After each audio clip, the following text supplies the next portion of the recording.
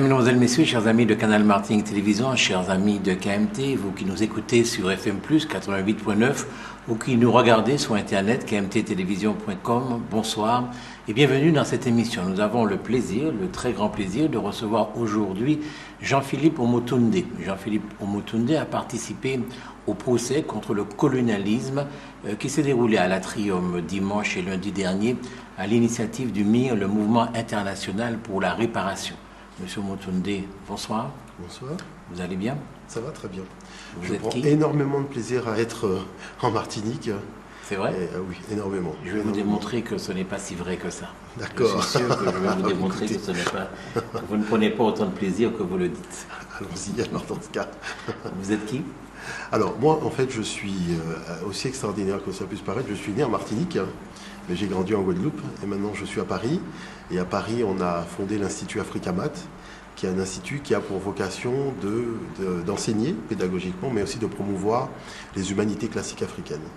Donc, qui fait que ça nous emmène énormément, je dirais, à intervenir sur les universités à travers le monde, dans le cadre soit de propositions d'orientation pédagogique ou encore sur des thématiques qui ont un trait à la fois au pays du Sud, à l'Afrique et aussi au monde panafricain, à la diaspora africaine, à la Caraïbe d'une façon générale. Vous êtes historien quelque part. Voilà, c'est-à-dire que nous, le travail que nous faisons, c'est surtout nous intéresser à l'histoire intellectuelle du monde noir.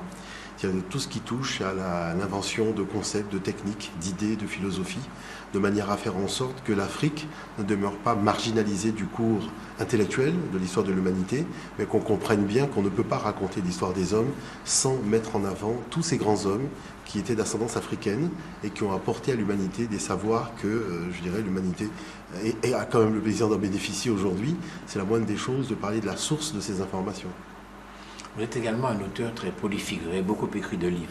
C'est vrai, c'est vrai, c'est vrai. J'ai écrit tout d'abord l'origine négro-africaine du savoir grec, tout simplement parce que je voulais montrer que le concept de miracle grec était, je dirais, une invention académique, parce que ce miracle n'a jamais existé. Les Grecs ont toujours été relativement clairs sur l'origine de leur savoir. Pythagore a étudié les mathématiques en Afrique pendant 22 ans. Platon a étudié la philosophie pendant 13 ans aussi en Afrique. Donc ils ont toujours donné des informations précises sur leur lieu et leur source de savoir. Après, j'ai écrit les racines africaines de la civilisation européenne, parce qu'il ne faut pas oublier que Europe était une femme africaine et que c'est son frère, Cadmos, qui a porté l'écriture aux Européens. C'est très important puisqu'on parle de civilisation, mais il faut savoir qu'il faut quand même rester relativement humble dans la mesure où les concepts civilisationnels sont issus des pays du Sud. Le Nord n'a pas apporté d'éléments probants à la civilisation. Je dirais, c'est vrai qu'aujourd'hui, l'histoire est racontée par les gens du Nord, mais il faut quand même regarder les fouilles, les datations et les concepts et les idées. Les concepts et les idées sont partis des pays du Sud. Et ça, il ne faut pas l'oublier. Le Nord n'a pas généré d'écriture, par exemple. Vous voyez, ce sont les gens du Sud, notamment avec la dynamique au niveau de l'Afrique, que cette écriture a germé pour aller se diffuser à travers le monde européen, sachant que le cunéiforme est un cul-de-sac, puisqu'il n'y a pas eu de suite au cunéiforme qui avait été développé aussi par les Noirs en Mésopotamie. Par la suite, je me suis intéressé à la problématique de la traite négrière européenne et de l'esclavage. Pourquoi? Parce que, étant diopien, beaucoup de gens ont dit, mais c'est quand même extraordinaire que le professeur Cheikh Anta Diop ne se soit pas intéressé à la dynamique donc, des razzias négrières et de l'esclavage. Alors, je me suis dit, c'est quand même important d'essayer d'appliquer un peu sa méthode à cette dynamique historique, de manière à faire en sorte que les gens puissent aussi voir ce que c'est que le point de vue africain. Parce qu'il existe un point de vue africain sur cette page d'histoire, et que le point de vue européen ne soit pas le point de vue dominant, mais qu'on puisse véritablement rentrer dans un dialogue historiographique. Après, j'ai voulu m'orienter vers vraiment des manuels pour permettre aux gens de saisir de l'intérieur ce que sont que les humanités classiques africaines. Donc c'est pour ça que j'ai pris le manuel d'études pédagogiques des humanités classiques africaines, ou les humanités classiques africaines pour les enfants de 4 à 14 ans. Pourquoi d'ailleurs cet ouvrage? Parce qu'en discutant avec beaucoup d'enseignants donc de Paris, donc des Français, ils m'ont dit qu'il y a une chose qui est extraordinaire avec le monde noir d'une façon générale, les enfants, c'est que quand on leur demande de dessiner le palais d'un roi, un roi et une reine, on aboutit pratiquement dans 100% des cas à un roi ou une reine européenne. Et ils se disent, mais c'est quand même extraordinaire, comment ça se fait qu'on a des enfants noirs, on leur demande de dessiner un roi, on leur demande de dessiner une reine, et on aboutit systématiquement à un roi européen, une couronne européenne, un sceptre européen, un trône européen. Et là, c'est là qu'ils m'ont dit, il faut absolument qu'on fasse quelque chose, dans la mesure où il y a eu un grand concours de dessin, qui avait été organisé dans un département, le 95, et le résultat était ahurissant. C'est-à-dire que tous les gamins, peu importe leur origine, avaient parfaitement réussi l'exercice. Donc il y avait un mur immense où il y avait les dessins de tous les gamins. Et puis c'était systématiquement les enfants noirs qui avaient dessiné des cases en bois, des huttes en bois, quand on leur avait demandé de dessiner des palais. Vous voyez, alors que le mot palais royal, né sous père, est une invention de l'Afrique. Vous voyez, la première fois qu'on a vu un palais royal, nous sommes au 4e millénaire avant l'ère chrétienne. C'est une construction extraordinaire et les jeunes n'ont pas le souvenir de tout ça. Donc c'est pour ça que je me suis lancé d'ailleurs avec un groupe d'enfants pour essayer de comprendre un petit peu quels étaient les jeux, quelles étaient leurs approches un peu de la pédagogie, pour leur donner ce matériau, pour créer un champ imaginaire qui est finalement un peu différent que du champ imaginaire qu'on voit un peu tous les jours. Après, je me suis intéressé à la problématique de l'aliénation culturelle.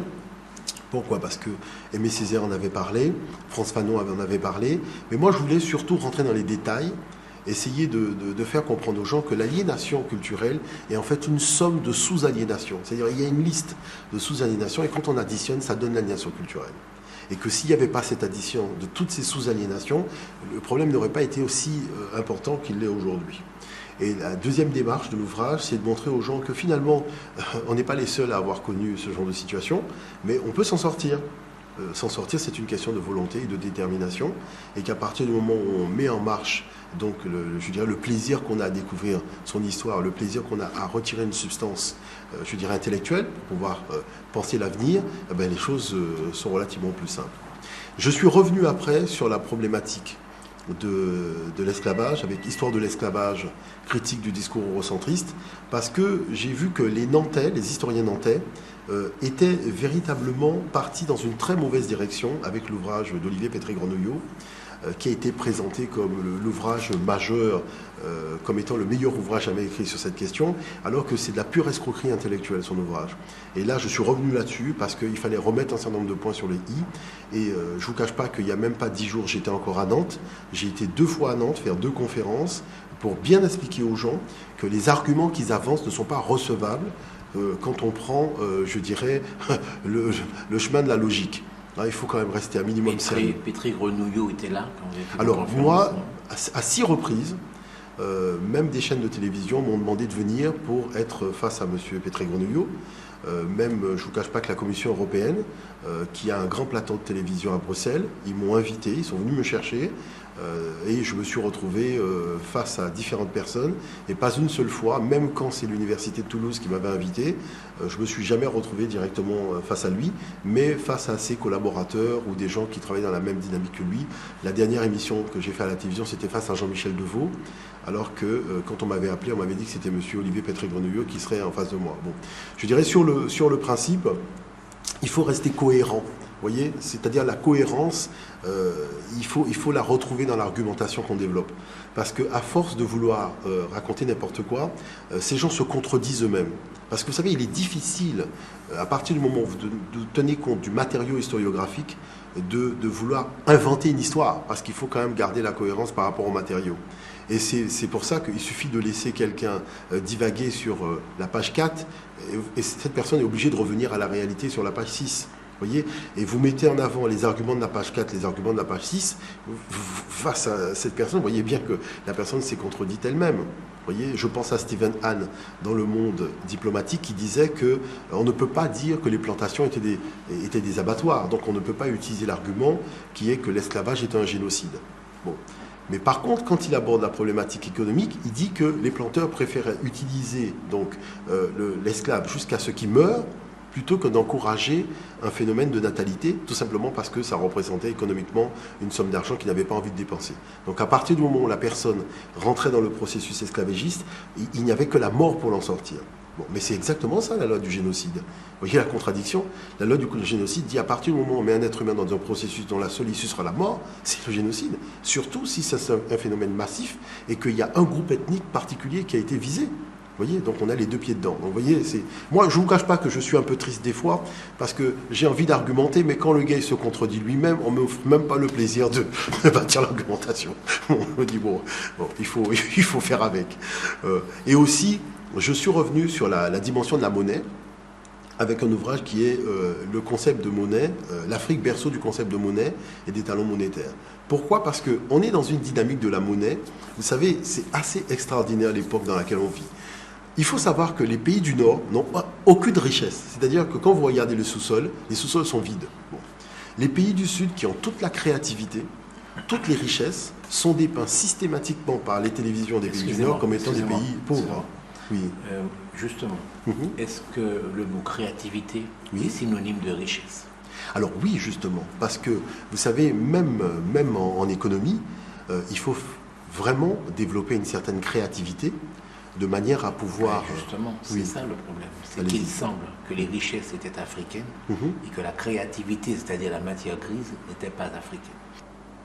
Alors, on ne peut pas dire ça du tout, parce que premièrement, il faut savoir que l'humanité est monogénétique, c'est-à-dire que l'homme moderne, tel que nous le connaissons, est issu d'une seule et même souche, qui est une souche africaine, qui est née en 200 000 avant l'ère chrétienne. Ça, c'est les datations du professeur Ian McDougall, suite à la découverte du crâne au mont Hanford par le professeur Leakey au Kenya.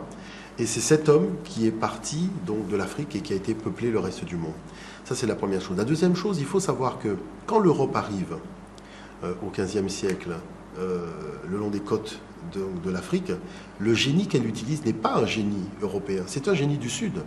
C'est-à-dire que la poudre à canon n'a pas été inventée par les Européens, la boussole n'a pas été inventée par les Européens, le bateau n'a pas été inventé, la navigation, il la maîtrise même pas. Vous voyez, puisque Christophe Colomb, qui veut partir en Inde, se retrouve en Amérique. C'est-à-dire que ces gens sont au balbutiement de leur civilisation. La chose, je dirais, qui est particulière, c'est qu'ils ont une arme, qui est le fusil, arme qui n'avait pas été expérimentée dans les pays du Sud jusqu'à présent. Mais, je dirais, sur le fond, c'est véritablement un projet civilisationnel nouveau qui est tout simplement la conquête du matériel pour le matériel. Ça, c'est vrai que ce genre de démarche civilisationnelle dans les pays du Sud, c'est quelque chose qu'on n'avait jamais vu.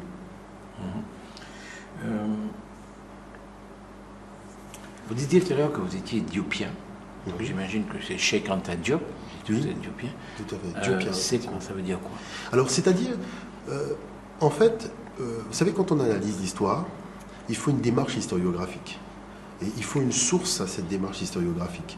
Et c'est vrai que la source que nous avons, la méthode que nous avons, c'est la méthode de Cheikh Anta Diop, qu'il a développée depuis les années 1950, à travers donc ses travaux, tout simplement parce qu'il demande deux choses. Premièrement, une rigueur, c'est-à-dire le fait d'aller à la source de l'information, de manière à voir véritablement quelle a été la trame, donc qui a été léguée, la trame historiographique léguée par le témoin vraiment le plus proche de la scène, en plus des datations, et aussi c'est l'interprétation même de cette histoire, c'est-à-dire il faut demeurer objectif. C'est-à-dire que la problématique des jugements esthétiques, c'est ça qui nuit à la production intellectuelle des Européens. Alors, quel est le trait marquant ? Ils ont déjà une intuition de la réalité. Et le matériau historiographique qu'ils ont doit se conformer à cette intuition qu'ils ont de la réalité. Et c'est là où, je dirais, ils sont tellement prisonniers de leur vision qu'ils ont besoin d'un discours avec des gens du Sud, de manière à leur faire comprendre que le regard qu'ils portent ne tient pas compte de l'objectivité. Et qu'ils sont dans une subjectivité tellement extraordinaire qu'ils ne se rendent même pas compte qu'ils passent à côté même de la logique. Et c'est en cela, je dirais que... Moi, je vous donne un exemple très simple. Je disais aux historiens nantais, il faut savoir que nous, quand on a été à l'école ici, quand on regarde des manuels, vous dites que vous êtes arrivé en Afrique et que vous êtes tombé sur des sauvages cannibales qui volaient de liane en liane. Bon, admettons, soit. Mais après, vous dites que les rois vous ont vendu. Mais les sauvages ne peuvent pas avoir des rois. Soit on a des rois, on est plus sauvage, soit on est sauvage, on n'a pas de roi. Mais on ne peut pas faire tout et n'importe quoi. Il faut être un minimum un peu sérieux. Donc voilà pourquoi, je dirais... vers Saint-Gétorix, c'était roi. Non, c'est-à-dire que dans la dynamique de la confrontation dans laquelle ils se sont retrouvés, Il fallait un leader. Donc ce leader a été Vercingétorix. Donc tout le monde s'est, je dirais, organisé autour de lui de manière à affronter donc l'armée romaine qui Il était le roi des Francs. Quoi. Oui, mais c'est donc c'était sauvage quand même. Non, pas du tout. On peut pas parler comme ça. Parce que quand on parle vraiment de sauvage, on ne parle pas d'entité sociale organisée. Parce qu'il faut faire très attention. On ne parle pas d'entité sociale organisée. Quand on parle d'entité sociale organisée, on parle de structure, vous voyez, de gestion du pouvoir. Et c'est là que la dynamique quand même devient assez surprenante. C'est après, il y a la colonisation sur la base que... parce que je vais vous dire une chose. Stephen Hahn a déclaré dans Le Monde qu'au moment où les Européens arrivent en Afrique au milieu du 15e millénaire, vous voyez, au 15e siècle, pardon, l'Afrique a atteint le même stade de développement économique, social, même dans la production des matières premières, l'exploitation des mines et compagnie, le même stade de développement que les nations européennes. Bon, maintenant je pose la question, quand Jules Ferry déclare qu'il faut aller civiliser les peuples qui ne le sont pas, c'est sur la base de quoi? Si ce n'est qu'une escroquerie, puisqu'on reconnaît aujourd'hui qu'au XVe siècle, l'Afrique avait atteint le même stade de développement que les nations européennes. Ce qui est vrai, ce qui est totalement vrai. C'est-à-dire qu'il faut savoir qu'en raison de l'apartheid, il y a toute une série d'informations historiographiques que le pouvoir blanc de l'apartheid en Afrique du Sud avait interdit de promouvoir et de divulguer. Et c'était valable, y compris pour les historiens blancs. Avec la chute de ce régime, donc on a accès à des documents qui jusque-là étaient cachés et on découvre carrément des châteaux forts en Afrique, c'est-à-dire des choses qui dépassent l'imagination, qui avaient déjà été décrits par les Arabes, décrits par les Portugais et décrits par les Hollandais aussi. Vous voyez, donc c'est-à-dire on découvre véritablement des constructions en pierre taillée massives, alors que jusqu'à présent on avait dit qu'en dehors de l'Égypte et de la Nubie, l'Afrique n'avait plus jamais construit en pierre taillée. Donc vous voyez que finalement ça tient à très peu de choses, je dirais le discours historiographique. C'est un mouvement politique qui entraîne tantôt donc une omerta et tantôt, je dirais, la possibilité de pouvoir bénéficier d'un apport nouveau d'informations. C'est assez problématique quand on raconte l'histoire de l'humanité, en particulier l'histoire de l'Afrique. Et c'est ça le fond du problème. En fait, ce que vous démontrez dans vos discours, dans vos livres et tout ça, c'est que contrairement à ce que disent les Blancs, et notamment les Européens, l'homme noir a été à la base de toute civilisation. C'est-à-dire que c'est ce que leurs propres ancêtres disent. Donc l'homme noir est à la base de toute civilisation. Il suffit qu'ils disent leur testament. Mais c'est-à-dire, écoutez, le comte de Volney, en pleine période de l'esclavage, il dit cette race d'hommes noirs, aujourd'hui notre esclave, est l'objet de notre mépris, et celle-là même à qui nous devons nos arts et nos sciences jusqu'à l'usage de la parole. Vous savez très bien que quand Napoléon Bonaparte a préparé son expédition, ça a été son livre de chevet. Dominique Vivant-Denon, qui était le plus grand dessinateur de l'époque, donc le dessinateur français, qui a été le dessinateur en chef de l'expédition de Bonaparte. C'est exactement ce qu'il a écrit. C'est dans son ouvrage où il commente les dessins des sculptures qu'il a faites, mais c'est exactement ce qu'il a dit. Jean-François Champollion, déchiffreur des hiéroglyphes, mais c'est exactement ce qu'il a dit. Il a dit les arts en Grèce ont commencé par une imitation servile des arts de l'Égypte. C'est pas moi qui ai mis servile, c'est Jean-François Champollion. Donc il suffit que ces gens relisent leur propre testament. Mais c'est exactement ce que leurs ancêtres ont dit. Ce n'est pas Jean-Philippe Moutoudé qui a dit. C'est leurs ancêtres. Et il n'y a pas un seul qui a dit le contraire. Et vous savez, je vais vous dire une chose. La particularité que nous avons, c'est-à-dire que nous sommes particulièrement conciliants. C'est-à-dire que nous ne rentrons pas dans la traduction des textes grecs. Parce que les Grecs ont été beaucoup plus incisifs que ça. C'est-à-dire ils n'ont pas simplement dit ces gens nous ont enseigné un certain nombre de concepts et de savoirs que nous n'avions pas. Non, les termes grecs qui sont utilisés sont relativement significatifs. Hein. Et ça, il faut quand même le comprendre. Épaille de thé, quand ils disent que la relation avec l'Afrique et qu'ils utilisent le mot épaille de thé, c'est prendre un enfant par la main comme on l'emmène à la maternelle. Hein. Vous voyez, il faut connaître la signification des termes pour comprendre véritablement l'esprit donc qui animait les Grecs au moment où ils écrivaient ça.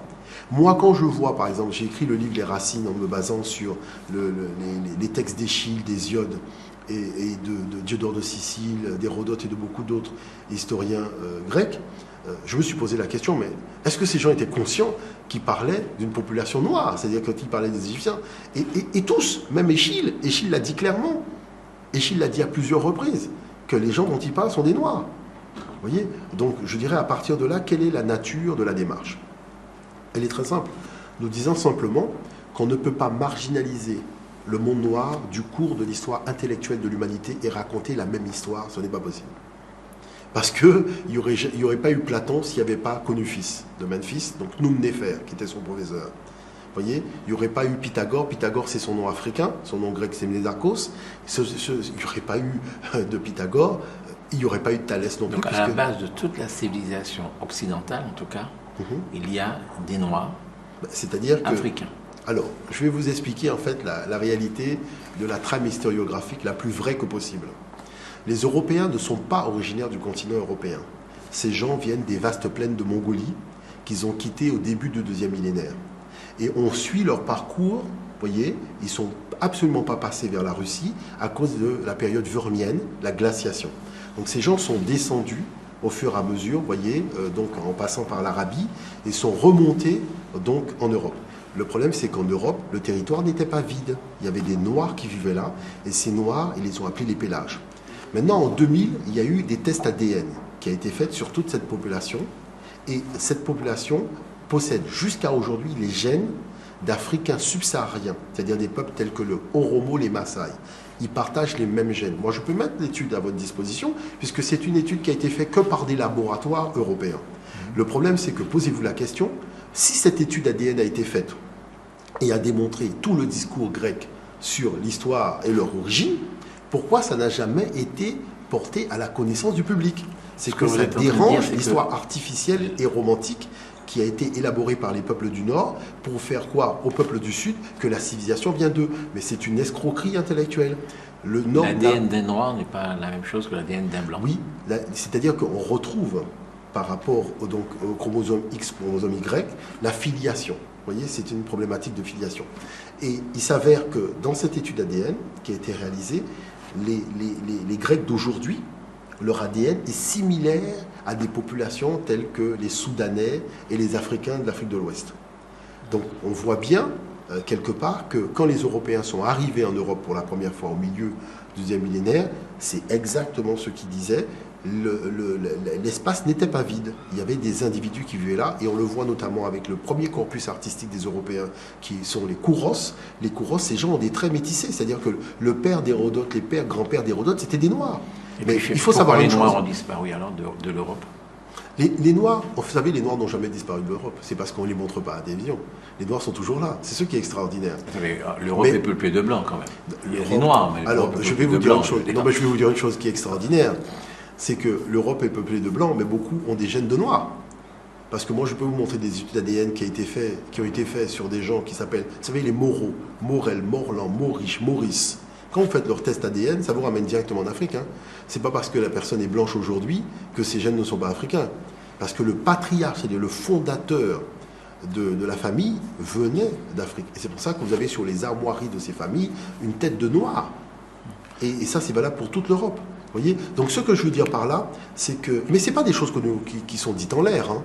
C'est des choses vraiment qui sont démontrées et que beaucoup d'historiens, même européens, savent très bien. Parce que vous avez des villes qui portent le nom de ces gens-là avec la statue de la personne. D'accord, mais ce que je veux dire, c'est pourquoi la couleur, là, bon, d'accord, admettons que l'ADN n'est pas disparu. Mais la couleur, quand même, les Européens sont blancs. Ils sont de couleur blanche. Oui, mais ils sont blancs, ils ont des yeux bleus très souvent. Oui, tout à fait. Mais vous avez des noirs. Mais vous avez des noirs. Pourquoi, comment ça se fait que les noirs, le phonétique noir, est à ce point disparu de l'Europe?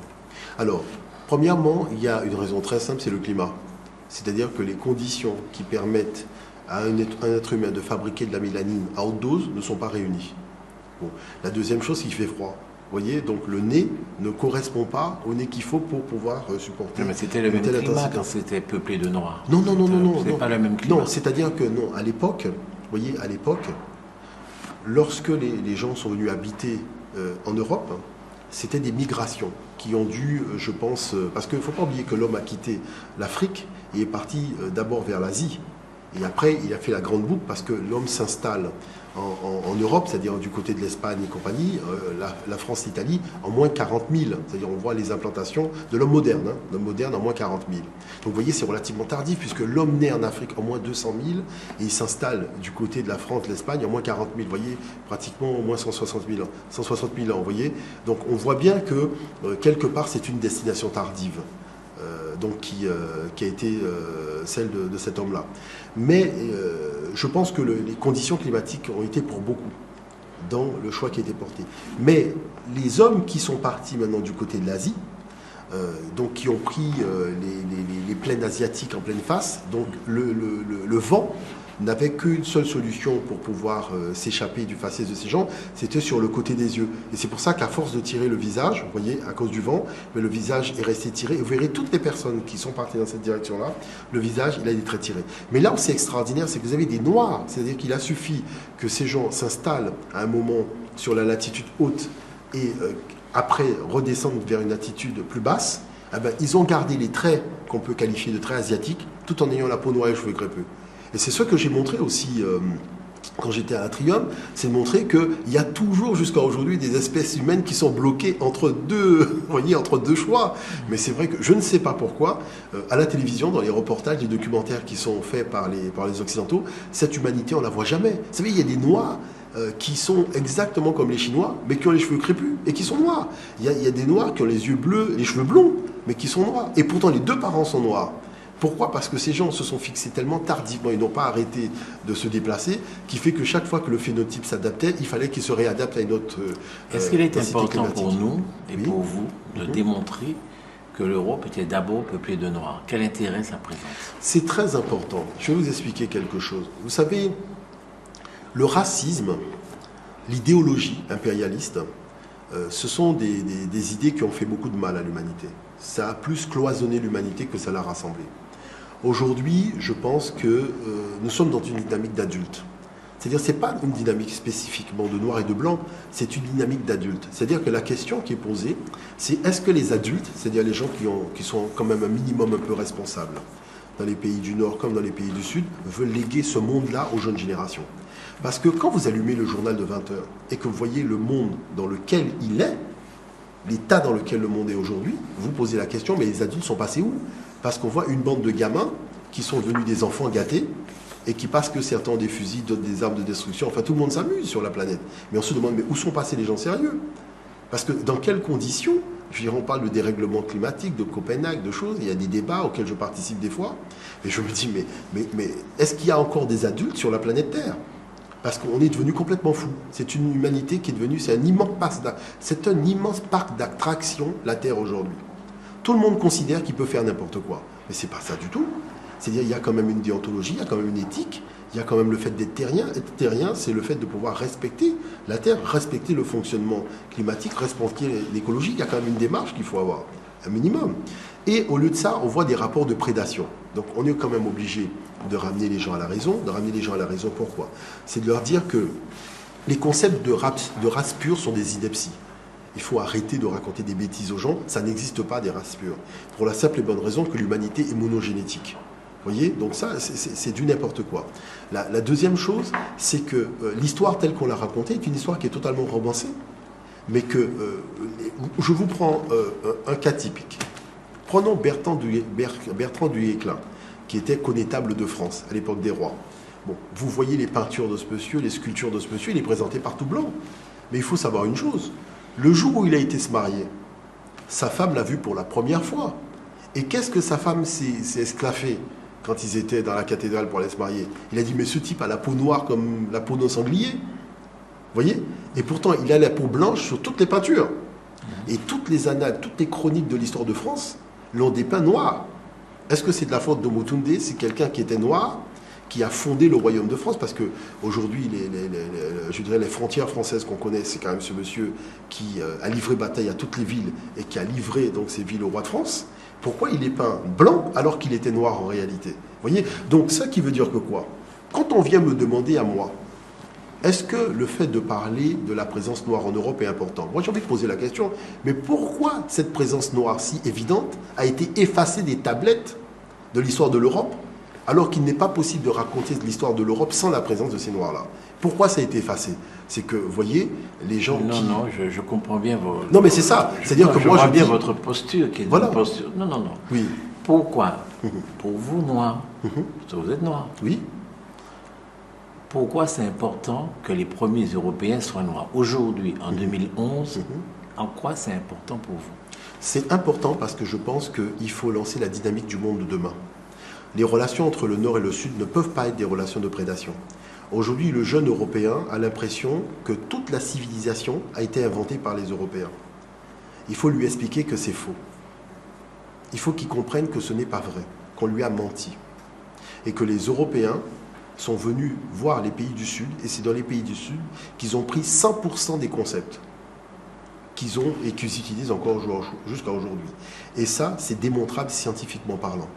Et ça a été démontré par une liste interminable de chercheurs européens eux-mêmes.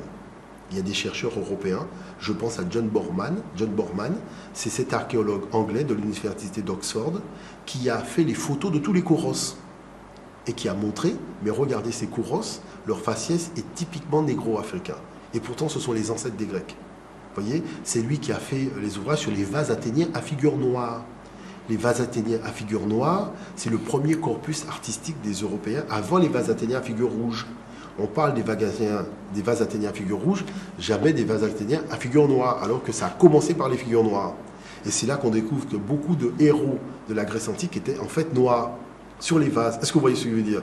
Donc ce que je veux dire par là, c'est que il faut pouvoir ramener de l'humilité de part et d'autre et combattre le complexe de supériorité des autres et combattre aussi le complexe d'infériorité des autres. Vous voyez? Donc il y a le complexe de supériorité des uns et le complexe d'infériorité des autres pour pouvoir créer une humanité qui va se retrouver autour du même projet. C'est-à-dire un vrai projet civilisationnel qui fera que les pays du Sud auront la possibilité de vendre eux-mêmes leurs matières premières aux pays du Nord de manière à faire en sorte qu'il n'y ait pas ce décalage Nord-Sud. Ce n'est pas possible. On ne peut pas posséder autant de matières premières et être pauvre. C'est totalement inacceptable une chose pareille. Ce sont les Blancs qui ont réduit les Noirs en esclavage. Alors, la dynamique est beaucoup plus compliquée que ça. En fait, il faut savoir que la pratique esclavagiste dans les sociétés est issue du monde nomade et patriarcal. Et chose importante, c'est qu'on voit cette pratique se développer en Arabie, au Proche-Orient. Il faut dire vraiment ce qu'il en est, Babylone, Mésopotamie. Il y a Sargon d'Akkad, donc au milieu du 2e millénaire, qui va lancer une dynamique de razzia, qui va capturer des individus, mais tout ça se passe dans le bassin du Proche-Orient, enfin au niveau de la Mésopotamie. Il y a ensuite Babylone avec le code Hammurabi en 1750, avant l'ère chrétienne, où on a ce fameux code qui régit la vie des esclaves. Vous voyez déjà un premier code, on ne peut pas le qualifier de code noir, ce serait plus un code sémitique, puisque ça concerne les peuples sémitiques. Après, il y a l'Empire perse avec Darius Ier, qui va mettre les saints en esclavage. Après, vous avez le monde grec, qui va réduire donc les populations européennes en esclavage. Après, vous avez le monde romain. Oui, dans cet esclavage-là, oui. Souvent on parlait de captivité aussi, il n'y a pas tellement de dimension raciale. Non, parce que en fait, le but du jeu, quand on voit Aristote ne va pas disserter sur la couleur de peau des esclaves. Il va disserter sur la fonctionnalité de l'esclave dans un mode de production économique. Hein. Tout à fait. Vous voyez? Donc la dynamique va être introduite après avec l'Église, la malédiction de Cham, où là on va, je dirais, ethniciser la problématique. Mais à l'époque même de la Septante, c'est-à-dire au moment où on va traduire la Torah en grec, à l'époque des Ptolémées, vers moins 200, ça ne fait pas particulièrement partie des débats de l'époque. Hein. C'est plus quand on va se retrouver vraiment à l'époque des Lumières, vous voyez, dès cette époque-là, où là on va ressortir des vieux dossiers et on va commencer à raconter n'importe quoi. Parce qu'il faut savoir que le texte essénien, le manuscrit de la mer morte, qui passe pour être l'original de toute cette littérature, il n'y a pas ça. Hein. La malédiction de Cham n'existe pas dedans. Parce que les Esséniens, de tous les historiens de l'Antiquité, ont été des anti-esclavagistes. Parce qu'ils ont dit que Dieu a donné la même dose de soleil à tout le monde, la même dose de nature à tout le monde, la même dose d'air à tout le monde, qu'il n'était pas question que l'homme réduise la dose de liberté de tel homme par rapport à tel autre homme.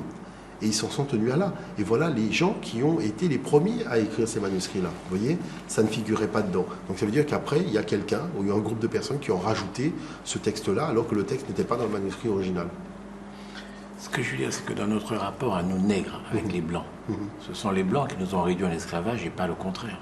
Alors, dans le rapport qu'on a eu, je dirais, avec eux, il faut savoir que Hérodote lui-même dit que quand les Européens vont arriver dans le Péloponnèse, les populations noires qui sont là vont être chassées. C'est-à-dire tout de suite, ça va être un mouvement de guerre, d'implantation.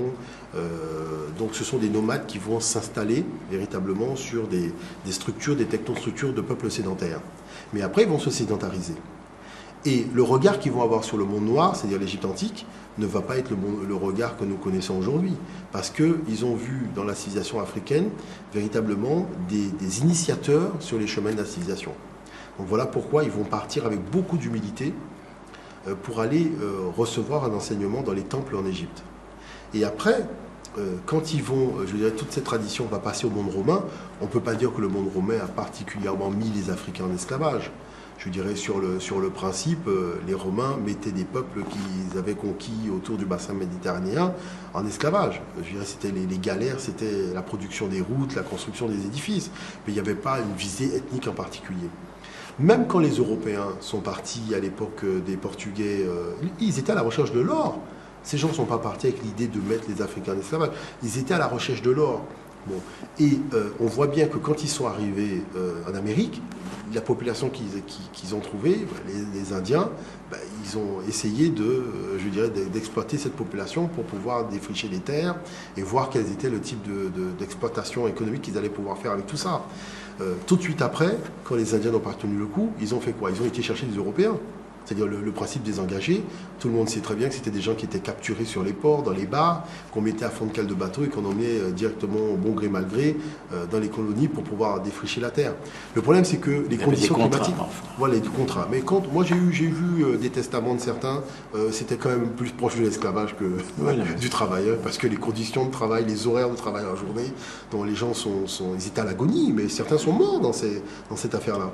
Et il s'avère que confronté à une réalité climatique et aussi peut-être à des conditions physiques, c'est là que Bartholomé de las Casas va dire, bon écoutez, finalement on va arrêter de prendre les Indiens, les Blancs ça n'a pas marché, il faut se tourner vers une autre direction, pourquoi ne pas tenter les Africains?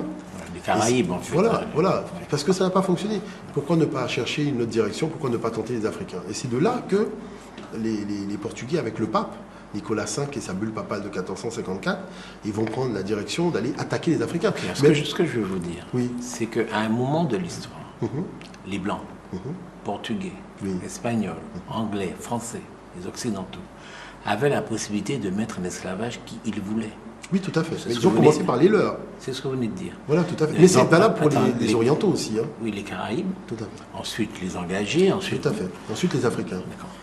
Donc ces Blancs-là, à un moment, ils ont une supériorité sur les autres qui leur permettait de réduire les autres en esclavage. C'est un fait. Bien. Alors comment expliquez-vous que nous, Noirs, nous soyons à la base de toute civilisation? Il y a un moment où ces gens-là ont pris le pas sur nous. Tout à fait. Puisqu'ils nous ont dominés, ils ont réduit en esclavage. À quel moment ça s'est produit et pourquoi ça s'est produit? Alors, ça s'est produit en fait... Vous savez, les choses ont été beaucoup plus complexes que ça. Hein. Ça s'est produit beaucoup plus tardivement que tout ce qu'on raconte.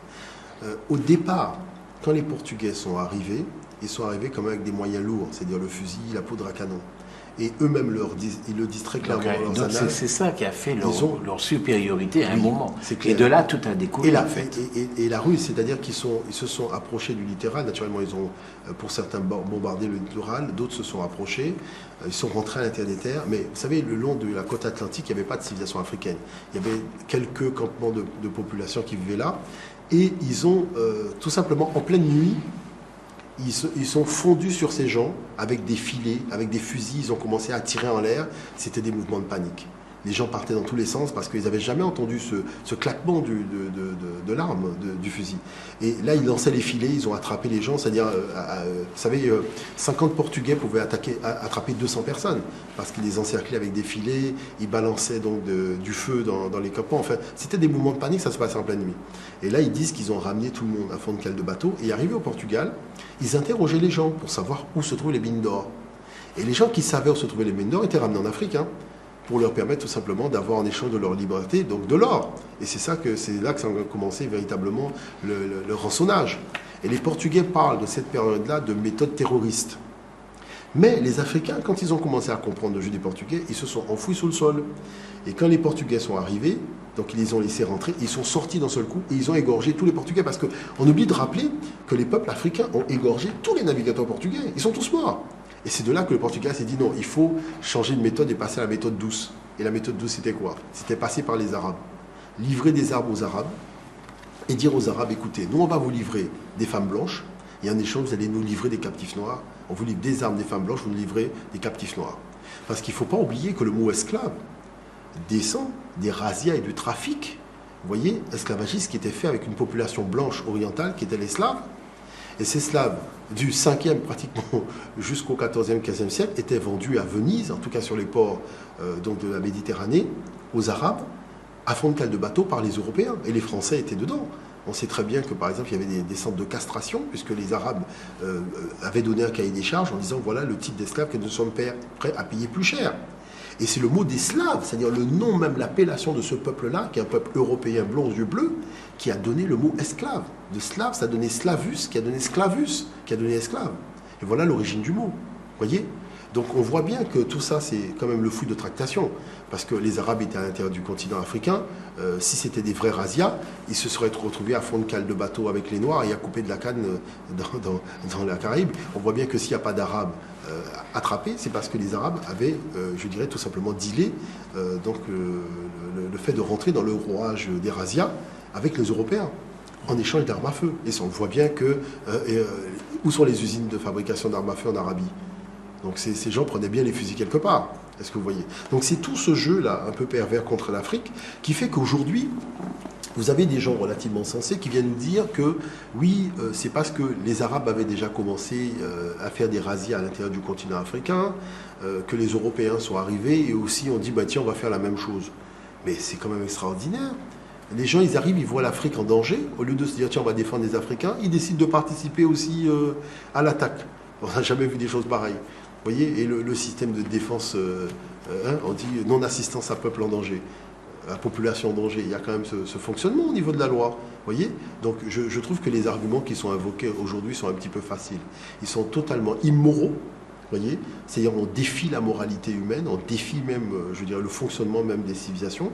Et toute la notion de résistance africaine à l'oppression impérialiste orientale et l'oppression impérialiste occidentale est carrément passée sous silence.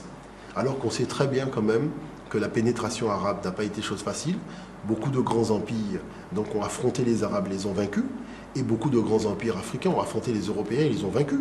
Demandez aux Portugais ce qui leur est arrivé quand ils ont attaqué les Ashanti et compagnie. Vous voyez? Donc je dirais, on vient raconter une histoire à dormir debout aux jeunes générations aujourd'hui en leur faisant croire que les Africains avaient des stocks d'esclaves, ils attendaient les Européens pour pouvoir... Mais moi je pose une question. Moi j'arrive au Japon aujourd'hui. Et je dis aux Japonais, je voudrais rencontrer un chevalier.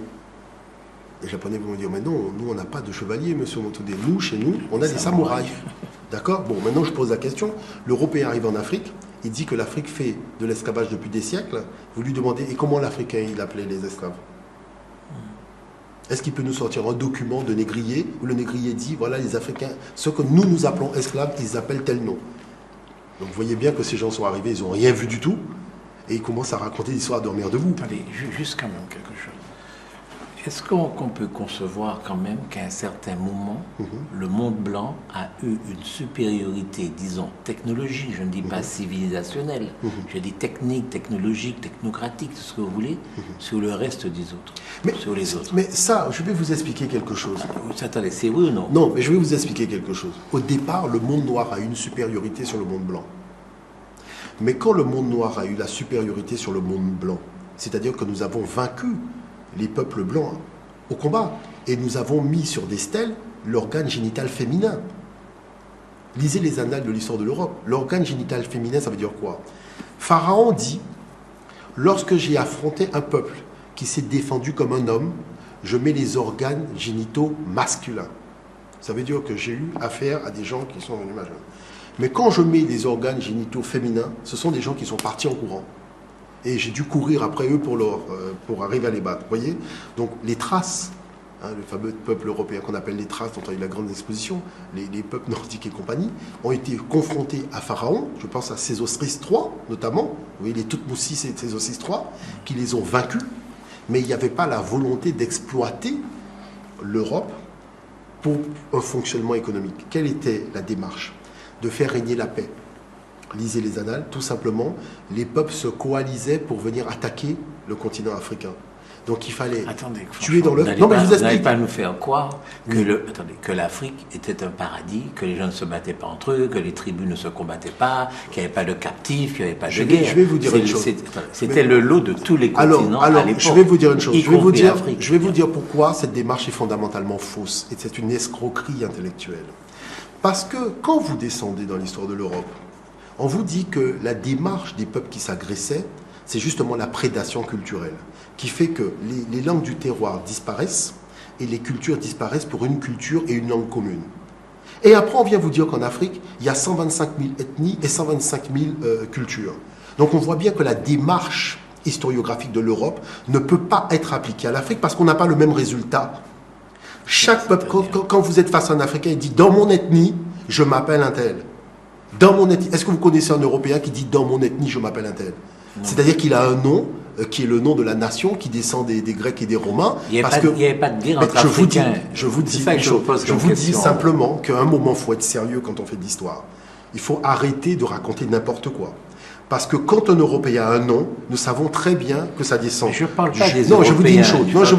Je vous dis une chose. Parce que voilà des gens qui se sont battus, sur lesquels la logique de la domination, de la prédation, a fait qu'ils portent tous des noms judéo-chrétiens. C'est-à-dire, vous demandez à n'importe quel Européen, qu'il soit anglais, qu'il soit allemand, qu'il soit italien, il porte un nom judéo-chrétien. Vous arrêtez n'importe quel Africain et vous dites, dans mon ethnie, dans ma langue, mon nom a telle signification. Donc, le schéma historiographique de peuples qui s'affrontent tous les jours, chaque fois que le jour se lève, qui a été celui de l'Europe, est inapplicable en Afrique. D'accord. Voilà le fond du problème. Donc je ne dis pas, non, c'est-à-dire que là je suis obligé de me fâcher, parce que je n'aime pas quand on raconte n'importe quoi. Je ne dis pas que les peuples africains ne se sont pas affrontés. Ce qui est fondamentalement faux, puisque la dynamique de l'histoire est la même. Mais la nature de l'affrontement, qui est toujours l'affrontement sanglant, tel que nous l'avons connu en Europe, est inapplicable en Afrique noire. On a bien vu, par exemple, dans la démarche de l'Afrique du Sud, que c'est Shaka Zulu qui a introduit la démarche même de la sagaie et vraiment de l'affrontement du corps à corps, véritablement, chose qui était inconnue dans les traditions de bataille d'Afrique du Sud. On a vu beaucoup d'explorateurs, par exemple, arabes, quand ils sont venus dans l'Empire du Mali, au XIIIe siècle, XIIe siècle, XIe siècle, ces gens ont dit « mais il règne une paix extraordinaire dans tout l'Empire du Mali. On peut laisser tomber son or, on peut revenir 10 ans après, vous avez quelqu'un qui a ramassé l'or et qui vous le donne. » Alors que tout le monde sait qu'à l'époque, le roi de France ne pouvait pas sortir de chez lui, aller faire des courses en face et revenir sans attaquer. Vous êtes toujours en train de comparer l'Europe. Mais on est obligé de comparer. Non, parce que je vais vous dire pourquoi je compare. Non, je vais vous dire pourquoi je compare. Parce que l'Européen prend un schéma historiographique de l'Europe qui veut appliquer au pays du Sud. Je dis que, compte tenu du fait que le résultat que nous avons aujourd'hui n'est pas le même, la démarche historiographique ne peut pas être la même parce que ça relève de l'escroquerie intellectuelle. Voilà le fond du problème. Par contre, je reconnais... je reconnais qu'au moment où les Européens sont arrivés, donc 15e siècle, 16e siècle, nous étions arrivés au stade des empires. Et les empires s'affrontaient. Vous voyez ? Donc cet affrontement des empires allait donner véritablement les entités étatiques. Parce que la démarche de la première, je dirais, civilisation, qui est le clan, et qui va donner la communauté villageoise quand les clans vont se regrouper, et de la communauté villageoise quand les villages vont se regrouper, ça va donner la grande ville, ça va donner ensuite le royaume, les royaumes vont se regrouper, ça va donner les grands empires. Vous voyez, on est arrivé, on était au stade des grands empires, et nous étions au dernier stade de l'affrontement des grands empires. Vous voyez, et c'est à ce moment-là que des petits clans, des petites communautés villageoises, des petites ethnies, qui étaient déjà vaincus et qui avaient déjà accepté la domination du grand royaume, et qui était déjà rentré dans la logique de Qui fonctionnement. était déjà vaincu, donc il y avait eu des guerres. Mais oui, mais c'est-à-dire que je vous demande mais je vais vous dire une chose. Les guerres telles que nous les voyons en Europe n'avaient pas la même nature dans le Sud. On ne tuait pas les gens. Non, je vais vous dire une chose. Non, je vais vous expliquer quelque chose. Non, parce que vous voyez des fois des films chinois où le roi de telle région est invité par le roi de telle autre région à prendre le thé. Le thé qu'ils prennent, c'est la guerre qu'ils sont en train de mener. Et ça se déroule selon un rituel. Le premier qui faute au rituel a perdu. Et ils ne discutent même pas.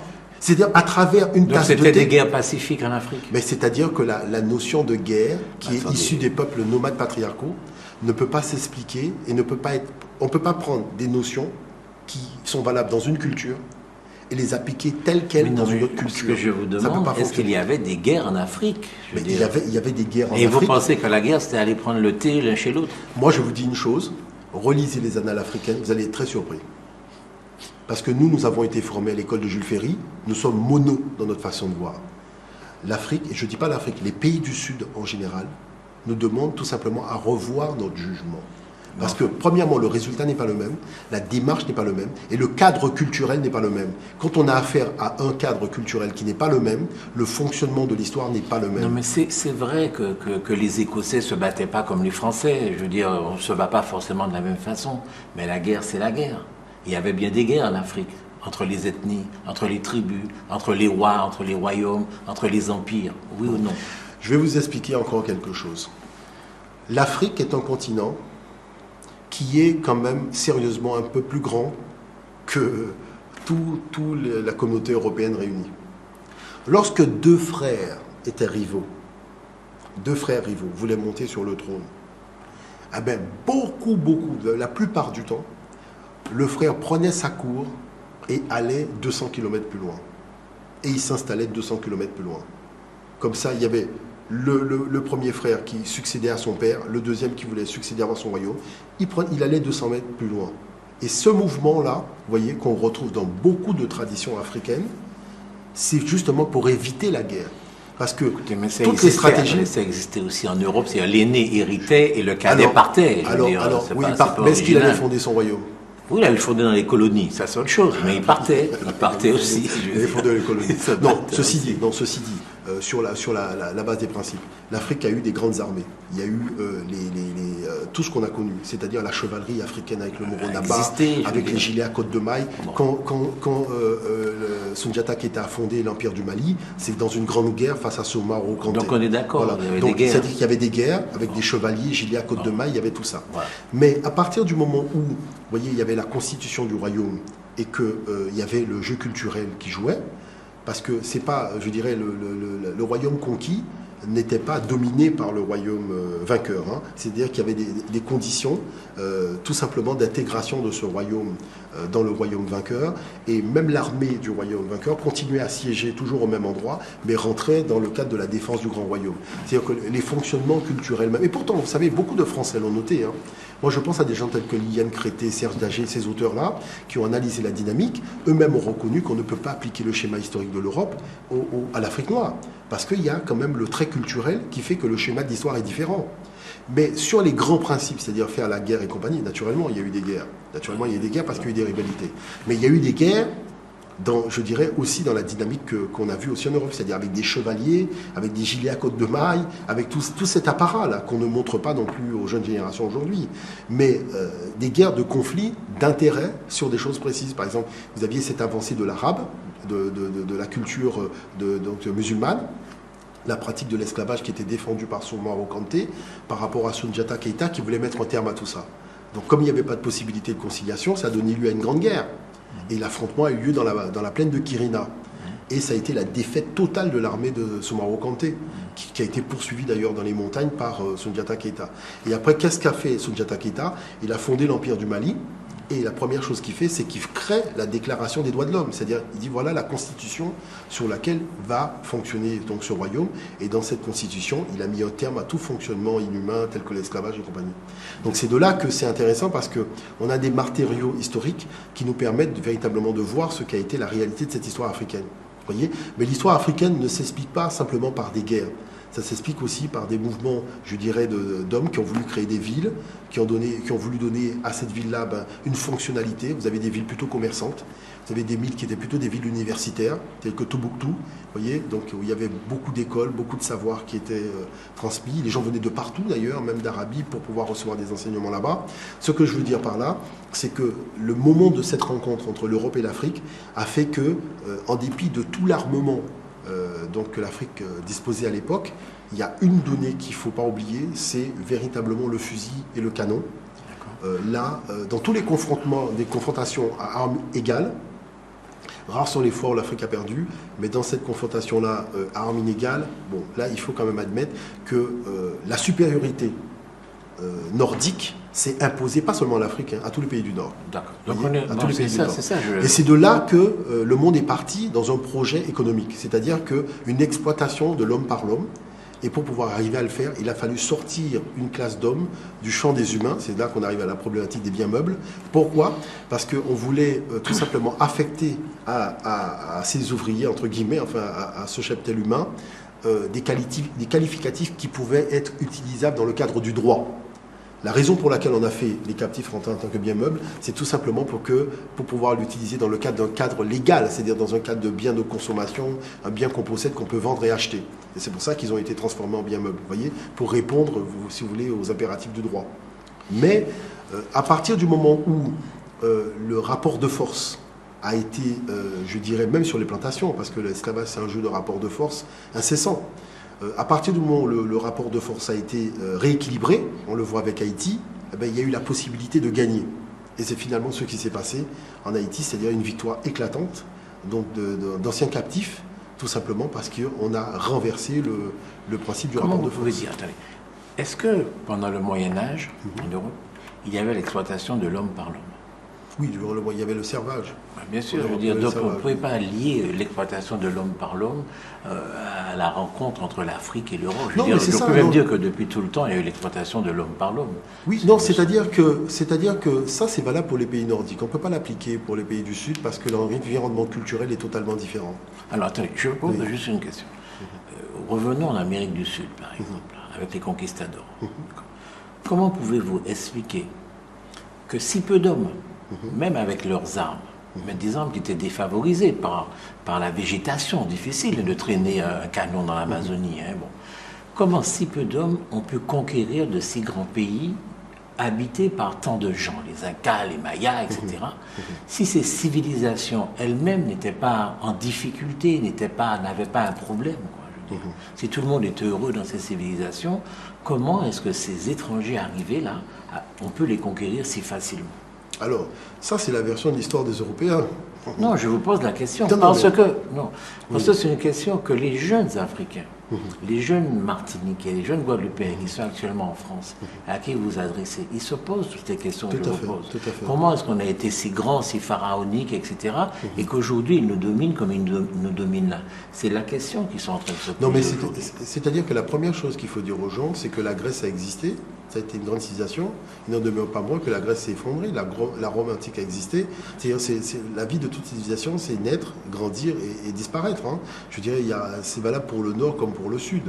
Donc il n'y a pas de choses extraordinaires là-dessus. Par contre, la chose qui s'est produite, c'est qu'au moment où l'Europe part,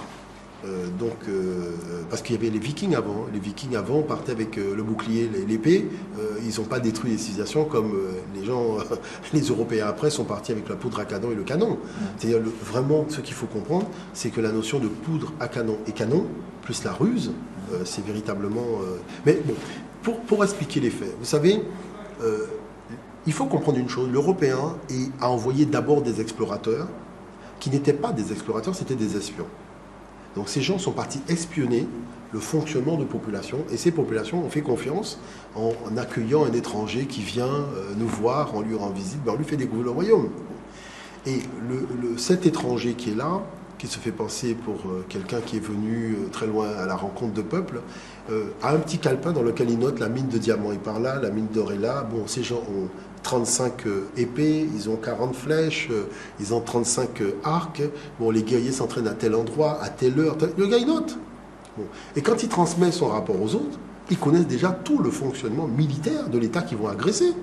Donc quand ils arrivent, c'est en fonction de notes et d'informations qui ont été données par un espion. L'Europe a toujours fonctionné comme ça. On envoie d'abord quelqu'un espionner, et quand ces personnes déboulent sur vous, ils connaissent tout votre fonctionnement. C'est formidable. Et même les Arabes ont joué le même jeu. Ils sont formidables, ils fonctionné comme ça. C'est-à-dire, c'est pas une question d'aspect formidable. C'est-à-dire que... C'est la haute stratégie quand même. Mais l'Égypte antique a fonctionné comme ça. Si l'Égypte antique a pu durer aussi longtemps, je tiens quand même à rappeler que le mot espion est un mot égyptien. D'accord ? Donc ça veut dire que quoi ? Ça veut dire qu'il y a un moment, même l'Éthiopie, rappelez-vous l'Éthiopie, quand les Romains ont envoyé des ambassadeurs au roi éthiopien, le roi éthiopien a dit, ah bon, donc vous êtes venu me faire quoi ? Vous êtes venu m'apporter des cadeaux d'un roi, et demain vous allez faire quoi ? Visiter mes installations militaires, vous venez m'attaquer ? Il les a pris, il les a attachés, il les a dit dehors. Voyez ? Et c'est pour ça que quand ils sont venus pour attaquer l'Éthiopie, c'était un petit peu plus compliqué, ils ont échoué. Parce que les informations dont ils avaient besoin, le roi d'Éthiopie ne leur a pas donné. Voyez ? Donc ça veut dire que quoi ? Ça veut dire qu'il y a une démarche qui est toujours la même, qui est la démarche de l'espionnage. Vous accueillez quelqu'un, vous pensez que c'est un ami, alors qu'en fait c'est un ennemi qui va vous poignarder dans le dos demain. Bon. Mais cette personne ne vient pas vous poser n'importe quelle question. Il faut toujours faire très attention à la nature des questions que cette personne vous pose. Cette personne vient toujours enquêter sur ce que vous faites, sur la façon dont vous faites les choses.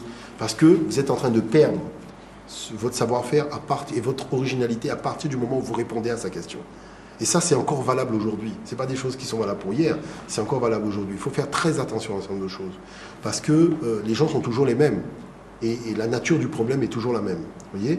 Et ce qui s'est passé, c'est que quand ces gens sont arrivés, je prends par exemple le cas de l'Amérique du Sud, ils avaient déjà compris donc, un certain nombre de fonctionnements. Ils ont vu que le roi, c'était l'entité spirituelle du peuple. C'est-à-dire le peuple ne se concevait pas en dehors du roi. Qui se quand même exploitait allègrement son peuple. On ne peut pas dire ça comme ça. On ne peut pas le dire comme ça. On ne peut pas le dire comme ça parce qu'il faut voir l'environnement culturel. Vous savez, un peuple peut être exploité et accepter une exploitation. Les Serbes aussi acceptaient, je veux dire, ils ne se révoltaient pas tous les jours. Les Serbes se plaignaient. Mais les autres aussi, je veux dire. Je dirais, sur quel texte on se base pour dire ça ? Vous imaginez que c'était là aussi des civilisations idylliques. Non, moi, je ne parle pas de civilisation idyllique. Quand le roi mourait, qu'il fallait enterrer en même temps son épouse et mais tout ça. Les gens étaient contents d'y aller. D'accord. Okay. Mais attendez, mais vous pensez que la jeune femme de 20 ans qui va devoir être enterrée vivante... Mais vous regardez ça par rapport au regard de l'Européen. Non, pas par rapport La preuve, c'est que quand les Européens sont arrivés, ils leur ont dit, mais non, c'est pas la peine de vous enterrer avec votre mari. Vous croyez que ça ne lui a pas fait plaisir à cette femme, à votre avis ? Mais honnêtement, à votre avis. Je crois que le regard qu'on porte sur certaines cultures, ce regard a été complètement vicié par le regard de l'Européen. Vous savez quoi ? Il y a une nature humaine qui a par définition peur de la mort, donc de quelque religion que ce soit. Non, ça c'est le discours de l'Européen sur la nature de la mort. On n'a pas peur de la mort dans quelque civilisation que ce soit. La civilisation africaine a eu peur de la mort quand ? Oui, tout le temps. On a toujours. C'est instinctif d'avoir peur de la mort. Mais c'est l'Européen qui dit. Non, c'est instinctif. Si vous n'avez pas peur de la mort, vous ne vivez pas. Non, donc, je pense tout le monde a peur de la mort. Non, je pense que on peut surmonter la peur. Essayer de la surmonter, mais on en a peur. Non, je vais vous dire une chose. Est-ce que vous savez que l'art d'enterrer quelqu'un en Europe, ça vient de l'Afrique ? Les Européens l'ont dit clairement. Il y a des rois africains qui sont venus leur apprendre les rites de l'enterrement. Voyez ? Donc ça veut dire que quoi ? Ça veut dire que le regard que l'occidental a sur la mort, sans compter tous ces regards guerriers qui disent que quand tu meurs au combat, tu vas directement au paradis auprès de Dieu à l'époque des peuples nordiques, des Vikings, compagnie, n'est pas le même regard que les gens du Sud ont sur la mort. Parce que pour le pays, je vous dis par exemple en langue africaine, il y a le mot mort n'existe pas. Il y a les vivants et les vivants. On est vivant physiquement, on est vivant spirituellement, mais on est toujours vivant. Vous voyez, il y a pas le mot mort tel que dans le sens de mort n'existe pas. On est vivant matériellement, on est vivant spirituellement, mais on est toujours vivant. Vous voyez, donc il n'y a pas cette notion de disparition totale. C'est-à-dire la personne on la voit pas, mais on sait qu'elle est là. Et les contacts avec cette personne sont toujours des contacts opérationnels. Est-ce que vous voyez ? Et donc je dirais le regard qui est porté par les pays du Sud, il faut aller aux côtés de ces populations, comprendre leur culture pour comprendre que le regard qu'a l'Europe sur une chose n'est pas universel. Il n'y a pas l'universalité du point de vue européen. C'est faux. C'est une invention de l'Europe. Sur ça, mais il y a une nature humaine. Il y a une Il y a nature une humaine. nature humaine, qu'elle soit européenne, française. Il y a une nature humaine. Il y a une qui a nature peur humaine. de la mort. C'est pour ça Non. que. Comment non? Je veux dire, si Non. vous n'avez pas peur de la mort, vous ne vivez pas, puisque c'est justement cette peur de la mort qui vous préserve. Vous avez peur de vous blesser, vous avez peur de tomber, vous avez peur de Mais ceci. comment vous faites pour qui fait imaginer que vivre. les peuples asiatiques ont inventé le harakiri? Oui. Non, mais Le gars, il y a un code d'honneur. oui, non, Il mais sait qu'il a enfreint le code d'honneur. Est-ce qu'il a peur de mourir? Mais On lui donne une épée et tout le monde s'en va. On lui dit, on n'a même pas besoin de te tuer. Comme tu sais que ce que tu as fait dans le cadre de notre société n'est pas bien. Et vous pensez qu'il était content de se tuer, le gars? Mais le gars, mais c'est son honneur. Non, il le faisait, mais il était content de le faire. Mais c'est son honneur qui sauve. D'accord, on est Mais vous, d'accord, vous c'est son oubliez honneur. le cadre culturel. Non. Mais s'il ne le fait pas, je vais vous dire une chose. Déjà, premièrement, il a enfreint l'honneur même de sa civilisation. je comprends bien. Deuxièmement, s'il ne se tue pas, il enfreint une deuxième Mais fois vous êtes bien l'honneur. d'accord que c'est une sanction, le fait de l'obliger à se tuer. Mais il C'est le une fait sanction. pour laver son honneur. Oui, mais c'est une sanction. C'est une sanction, Bon. mais il le fait pour laver son honneur. Mais il le fait allègrement. Il le fait allègrement. Regardez des samouraïs. allègrement, Attendez. je veux dire. Regardez des samouraïs. Vous avez des samouraïs qui sont au combat, qui sont blessés. Le combat était important. Le samouraï, il dit non, il faut me tuer. Parce que dans cette bataille-là, je ne peux pas sortir vivant. Il faut me tuer. On a le code de l'honneur. Et le gars, quand vous le tuez, il est fier de mourir là. C'est-à-dire, c'est pas. Est-ce que vous comprenez ce que je veux dire par là? Oui. Il faut Mais pas il n'était prendre. pas content d'être blessé. Hein. Mais- Et il faisait tout pour ne pas être blessé et mourir. Hein. Il faisait tout pour gagner la guerre. Le fait d'être blessé, c'est pas son problème. Il faisait c'est- tout pour c'est- gagner. Mais quand il a vu, je dirais qu'il a perdu, ou je dirais les choses se sont un peu mal passées, il dit mais non, moi je ne peux pas sortir vivant de là. Parce que là, nous sommes dans un cadre culturel. Oui, Vous voyez. Et quand la personne vient pour le tuer, le gars il est content. Il dit merci. Il dit merci. Il dit pas oh là pourquoi tu m'as fait ça. Il dit merci. Et il sait très bien qui est-ce qu'il appelle pour le tuer. Vous voyez, il n'appelle pas n'importe qui. Il sait très bien qui est-ce qu'il appelle. Parce que tout ça, ça fait partie de la culture. Attention, je tiens à dire, l'Européen qui part en courant devant la mort, c'est pas le cas de tout le monde. Dans les pays Arrêtez, du mais Sud, pourquoi vous êtes comme ça? Mais Je veux non, dire, parce que attendez, je vous résume votre point de vue. Attendez, non. Je vous Les résume votre point de chevaliers qui faisaient des tournois avaient aussi un code d'honneur, quoi, je Tout à veux dire. fait. Donc, toutes les civilisations ont aussi des codes d'honneur. Ce qui me gêne un peu dans votre discours, c'est ce fondamentalisme, cet extrémisme. C'est-à-dire que C'est pas de vous avez l'extrémisme. donné l'impression d'être complètement anti-européen, comme s'il n'y avait rien Non, de positif non, chez non, les Européens non, et que regardez. tout était positif Il chez faut pas les faire. autres. Je suis content que vous abordiez cette thématique-là, je dirais avec cette franchise-là, parce qu'il faut comprendre quelle est la nature de ma démarche. Vous savez, moi, je suis afrocentriste. Qu'est-ce que ça veut Est-ce que vous dire? êtes martiniquais Je ou suis guadeloupéen? afrocentriste. Vous êtes guadeloupéen ou pas? Je suis les deux, pour résumer. Mais je suis afrocentriste. Donc je vais vous expliquer une chose. Je suis afrocentriste. Qu'est-ce que l'afrocentricité? L'afrocentricité est une philosophie qui a été élaborée par le professeur Molefi Keteasante des États-Unis, qui dit que le point de vue européen ne saurait être un point de vue universel. Le point de vue européen émane de l'expérience des Européens. Mais il y a autant de points de vue qu'il y a de peuples. Parce que chaque peuple a son expérience de l'histoire et de sa culture. Donc, de la même façon qu'on ne va pas prendre l'expérience des Fans pour rendre cette expérience des Fans universelle sur le peuple nordique, puisque nous considérons que l'histoire des Fans, la langue des Fans, la culture des Fans, et je dirais à son essence même par rapport à l'essence du peuple scandinave, nous disons simplement que la beauté de l'humanité, c'est de voir quel était le regard que les Scandinaves portaient sur la mort par rapport au regard que les Fans portaient sur la mort. Et c'est dans cette originalité entre les Scandinaves et les Fans qu'on voit la beauté et la diversité de l'humanité. Mais s'il s'agit de prendre le point de vue des Scandinaves et de l'appliquer sur les Fans, nous sommes obligés de dire non. Parce que les Fans n'ont pas vécu dans la même latitude, les mêmes conditions climatiques que les Scandinaves. Donc le regard, il est différent. D'accord. Je comprends que les sensations humaines soient des sensations et des ressentis identiques, mais il y a l'enrobage de la culture qui modifie la pensée et le comportement. Vous voyez ce que je veux dire? Oui. Donc c'est à partir de là que nous sommes obligés d'admettre, que nous le voulions ou que nous ne le voulions pas. Vous savez, une fois, j'ai demandé à un organisme de m'offrir la possibilité de voir comment les peuples, quel était le regard des peuples du Nord et des peuples du Sud par rapport à l'eau. Parce que je voulais simplement faire comprendre à un certain nombre de personnes que le regard que l'anglais a sur l'eau ne peut pas être comparé au regard que le Maasai a sur l'eau. Parce qu'il a une façon de voir l'eau qui n'est pas le regard de l'anglais. Le russe va voir l'eau d'une façon totalement différente par rapport à une population sud-américaine. Mais le fait de faire un symposium autour de l'eau, vous imaginez, on fait des symposiums autour de l'eau et c'est toujours le point de vue européen sur l'eau qui prédomine. C'est une molécule de ci, une molécule de ça. Non, pourquoi on ne fait pas un symposium sur la perception qu'ont un certain nombre de peuples sur l'eau? Et vous allez découvrir des choses extraordinaires. Parce que pour vous, l'eau, c'est une matière, pour des peuples, ça peut être une matière solide. Alors comment expliquer pour nous c'est une matière liquide, pour d'autres peuples c'est une matière solide? Donc ça veut dire qu'il y a un enrobage culturel, il y a une histoire derrière tout ça. Et c'est ça qui fait la beauté de la diversité de l'humanité. Mais on veut uniformiser, on veut partir dans la mondialisation. Vous savez, la mondialisation, c'est très dangereux parce qu'on met une technostructure européenne, occidentale, en disant voilà, on va uniformiser sur le paradigme occidental. Non, il y a autant de paradigmes qu'il y a de peuples. Et chaque peuple a le droit d'avoir son paradigme. Vous voyez? Et ça, c'est important parce que chaque peuple a le droit à la culture. Chaque peuple a le droit à la défense de son patrimoine et on ne peut pas... Est-ce que vous portez parfois des jugements sur telle ou telle culture? Non. Non. Toutes les cultures sont égales, il n'y a pas... C'est-à-dire que chaque culture répond à un projet civilisationnel. La seule chose que je demande aux uns aux autres, c'est de revenir à la raison et de se comporter comme des adultes. Ça veut dire quoi, se comporter? Ça veut dire qu'on ne peut pas utiliser, je vais vous dire une chose qui est très simple, on ne peut pas dire tous les jours qu'on a des armes de destruction massive sans avoir de livre de sagesse. Parce qu'il faut avoir un niveau de sagesse qui correspond au niveau d'armement qu'on a. Quand ce n'est pas le cas, on est criminel. Une civilisation où, par exemple, les femmes n'ont pas le droit de choisir son mari, est-ce que ça vous paraît quelque chose de positif? Alors ça, je dirais, il y a des traits culturels qui sont des traits particuliers.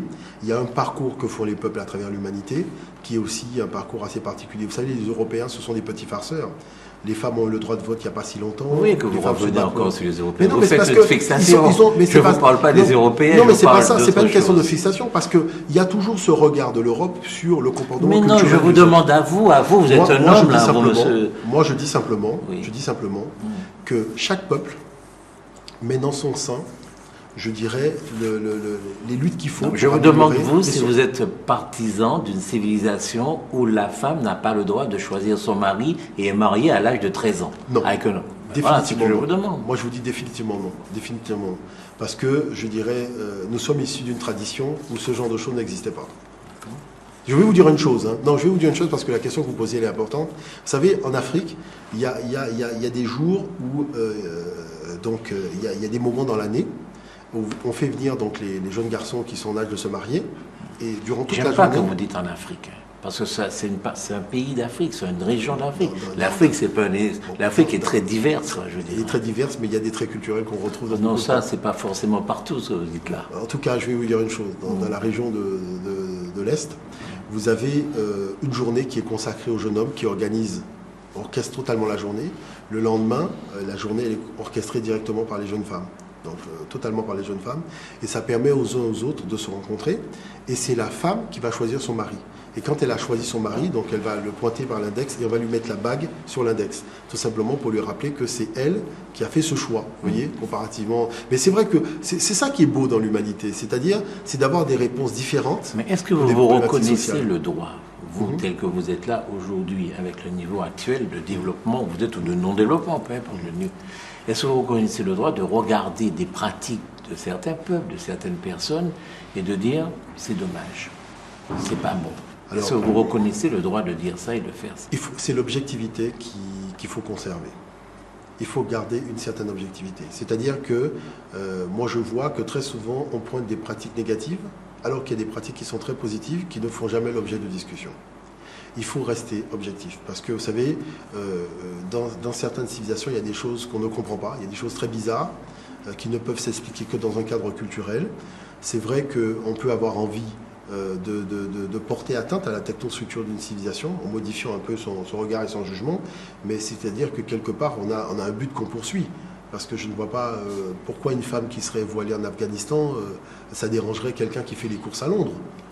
Je dirais, où est l'intérêt de quelqu'un qui fait les courses à Londres de s'inquiéter d'une femme voilée en Afghanistan?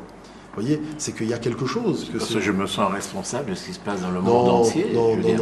Il y a quand même des choses un petit peu plus sérieuses qui arrivent aux femmes à Londres que par rapport à la femme voilée en Afghanistan. Là, vous prenez cet exemple.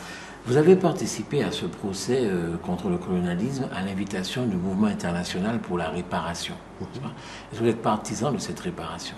Oui, il faut la réparation. Il faut la réparation pour un certain nombre de raisons. La première raison, c'est que tout le monde sait que les bourreaux de l'époque ont quand même été dédommagés. Donc ce qui pose un vrai souci, dans la mesure où les victimes n'ont rien eu. Et ça, je dirais, partout où il y a eu la problématique dynamique de l'esclavage, même s'il y a eu des promesses, aucune promesse n'a été tenue. Je pense notamment aux Africains américains. Et ça, c'est la première chose. La deuxième chose, c'est que la loi reconnaît que c'est un crime. C'est-à-dire reconnaît qu'il y a eu préjudice. Bon, il faut quand même réparer le préjudice. On ne peut pas reconnaître qu'il y a eu préjudice, reconnaître qu'il y a eu crime et rester totalement dans l'impunité. Ça veut dire que finalement, il y a un camp qui est jugé parti. Et là, c'est difficile de pouvoir faire prévaloir le droit lorsque un camp est jugé parti. Très compliqué. Et donc la civilisation, finalement, est obligée de ruser avec ses propres principes. Parce que si ce cas fait jurisprudence, c'est la fin du droit dans le monde. Hein. On reconnaît qu'il y a eu préjudice, mais on ne dédommage pas la victime. Mais c'est la fin du droit dans le monde. On reconnaît qu'il y a eu un crime. On reconnaît qu'il y a eu crime, mais on ne dédommage pas. C'est-à-dire crime, tellement le préjudice a été grave, on l'a jugé en tant que crime. Vous voyez et puis il y a aussi la problématique, tout simplement, de la morale. Je pense qu'il faut réintroduire la morale dans l'histoire de l'humanité. On a passé 5 derniers siècles dans un niveau d'immoralité qui dépasse l'imagination. Je pense qu'il faut revenir un peu un minimum à la raison. Vous voyez, ça c'est important. Je voulais vous poser la question suivante. Qu'est-ce que vous pensez de Robert Schuman? À quel niveau? Au niveau de sa création de la communauté économique de l'acier et du charbon.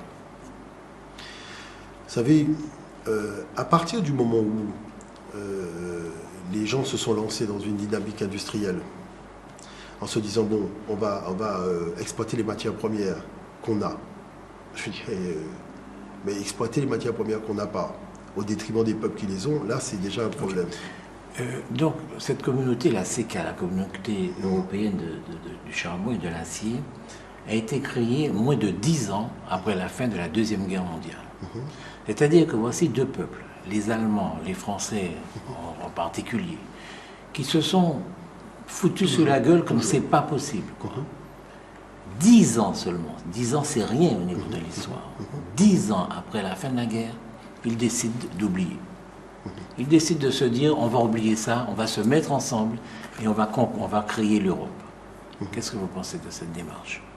C'est-à-dire que je dirais que cette démarche entre peuples européens qui ont toujours passé leur temps à faire la guerre, on ne peut qu'apprécier, je dirais, l'installation de la paix entre les deux peuples européens. Et pourquoi ne concevez-vous pas qu'entre Guadeloupéens, Martiniquais et Français, il puisse y avoir une paix pour une guerre qui s'est finie en 1848? Non, attendez, je crois qu'on s'est mal compris.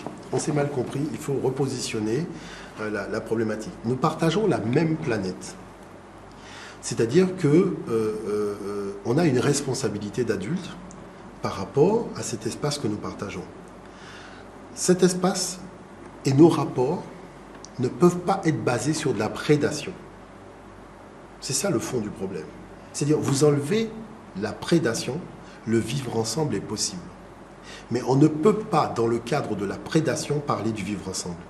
C'est même pas la peine de l'imaginer, c'est pas possible. Non, je parle de notre problématique martiniquais, guadeloupéen et français. La problématique guadeloupéen, martiniquais et français ne peut pas s'envisager dans le cadre de la prédation. Et aujourd'hui, nous sommes dans un stade de prédation. Nous sommes dans la prédation. D'accord. Est-ce que vous avez vu les élections qui viennent de se dérouler, 10 janvier, 24 janvier? Est-ce que vous auriez aimé que les Martiniquais choisissent l'article 74, choisissent plus d'autonomie? Moi, je vous dirais que, honnêtement, j'aurais préféré, et je m'attendais, vu la dynamique intellectuelle qui avait été lancée, à ce que les Martiniquais votent oui. Parce que, vous savez, quand le résultat du vote a été connu à travers le monde, les Martiniquais ont été ridiculisés sur toute la surface de la planète. On l'a vécu, hein. Moi je dirais qu'aller dans un restaurant dans n'importe quelle capitale européenne, c'était entendre les gens se moquer de la Martinique. Parce que la dynamique intellectuelle qui avait été lancée par rapport au résultat du vote, il y avait mais vraiment un antagonisme qui dépassait l'imagination. Maintenant, quelle est la problématique de fond? La problématique de fond, c'est qu'en dépit de tout ce qu'on a vécu, en dépit de tout ce qu'on a entendu avant et après, même certaines paroles qui étaient un peu, je dirais, déplorables, il s'avère que la construction du vivre ensemble, dans le cadre du rapport initial de prédation, montre bien qu'il y a eu des dégâts ce qu'on appelle l'aliénation culturelle et le pragmatisme même afro-caribéen qui a été affecté par ce rapport de prédation. Pourquoi? Parce que, à travers l'histoire, nous avons eu l'opportunité de gérer nos îles. D'ailleurs, c'est peut-être le seul moment, vous voyez, entre les deux abolitions, par exemple pour la Guadeloupe, on a eu l'opportunité de gérer la Guadeloupe de façon autonome. Mais économiquement, on l'a géré. On a eu des résultats performants. Le problème, c'est que pourquoi ne peut-on pas envisager des rapports autres que des rapports de gestion dominatrice des choses? C'est ça qui est quand même extraordinaire. Attendez, juste une seconde. Oui. 2001, Taubira obtient la loi disant que l'esclavage est un crime contre l'humanité. Les Africains ne sont pas très concernés par ça. Les Africains ne demandent pas réparation. Oui, mais les Africains ne sont pas maîtres de l'Afrique. Il y a des intellectuels africains. C'est que sur le MIR, c'est plutôt un truc martiniquais, guadeloupéen, guyanais. Les Africains n'y participent pas trop, je veux dire. Il y en a quelques-uns qui sont... Quelques-uns, mais c'est nous qui sommes leaders dans ce mouvement-là. D'accord. Donc ça nous concerne. Oui, mais c'est la même chose pour le panafricanisme. Hein. Le panafricanisme a commencé dans la Caraïbe et c'est tardivement qu'après que ça a été implanté en Afrique. Donc, en tout cas, c'est nous qui sommes leaders dans cette revendication. Tout à fait. Bien. Je pose une question. Est-ce que vous auriez, politique fiction, est-ce que vous auriez préféré que cette loi n'ait jamais été votée, que les Français n'acceptent pas de voter cette loi, mais que nous ayons, nous, pris le parti de l'indépendance de nos différents pays? Si vous aviez à choisir, vous dites, bon, on a voté la loi en 2001, mais en même temps, nous votons pour être complètement français. Est-ce que vous auriez aimé que ce soit le contraire? Que nous votions pour être indépendants, Guadeloupe, Martinique, Guyane, Réunion éventuellement, mais que les Français refusent de voter que l'esclavage était un crime contre l'humanité? Qu'est-ce que vous auriez préféré? Moi, je vous dis franchement, je dirais ce qui est moral. C'est-à-dire que ça soit reconnu comme un crime et que nous puissions être indépendants. C'est-à-dire, moi, je suis pour la défense de la morale. Je suis pour la défense de la morale. Est-ce que si vous aviez à choisir entre les deux? Entre les deux aspects? C'est que nous... Non, naturellement, j'aurais choisi le fait qu'il y ait des difficultés, c'est-à-dire que la loi soit toujours en gestation pour son vote, mais que nous puissions accéder à l'indépendance. Parce que, je vais vous dire une chose. Au-delà du droit qui est reconnu à tout peuple, sur la scène internationale, de pouvoir à ses propres affaires. Je dirais, c'est pas, on est en train d'usurper rien du tout. Hein. C'est-à-dire, c'est le cadre légal du fonctionnement de toutes les nations et de tous les peuples qui ont droit à l'autodétermination. Je dis simplement que la façon dont c'est présenté comme si on va rentrer dans l'antichambre du diable. Et c'est cette façon de faire là que je trouve dommageable, parce qu'il faut rendre les individus responsables. Vous savez, on a eu un discours, l'État-providence, ne vous occupez de rien, l'État va s'occuper de tout, va construire, va faire... Aujourd'hui, le problème dans lequel nous sommes, c'est qu'il faut être un minimum un petit peu sérieux. Les conditions géopolitiques de l'économie mondiale ont beaucoup évolué. L'état de la finance, les états de finance de l'État français ne sont plus ceux qu'elles étaient à l'époque des 30 Glorieuses. Ce qui fait que, qu'on le veuille ou qu'on ne le veuille pas, il y a l'obligation de revoir la copie. On le voit avec la Grèce, qui a des problèmes sérieux sur le plan économique, et l'Espagne et le Portugal sont aussi manifestement dans le même type de problème, sans oublier l'Angleterre qui est en train de sauver sa peau. Donc il s'avère que c'est le moment de lancer un mouvement dynamique, un mouvement pragmatique, pour pouvoir corriger les erreurs du passé et créer ce dynamisme-là économique en enlevant le rapport de prédation, y compris la prédation mentale, de manière à se retrouver autour de la table en tant que partenaire, non pas dans l'espèce de truc dans lequel on est. Vous voyez ce que je veux dire? Pour faire jouer un jeu sain de concurrence. Et c'est là où je dirais que c'est quand même assez surprenant qu'en dehors du rapport de prédation, on n'envisage pas d'autres types de rapports. C'est ça qui est quand même surprenant. Et d'une partie comme de l'autre d'ailleurs.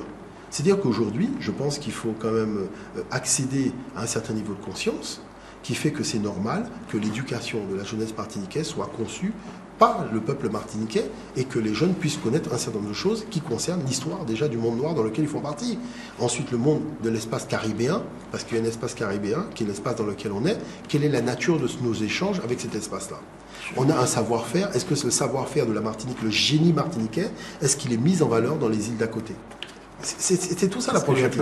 Pourquoi? Non mais c'est quand même important.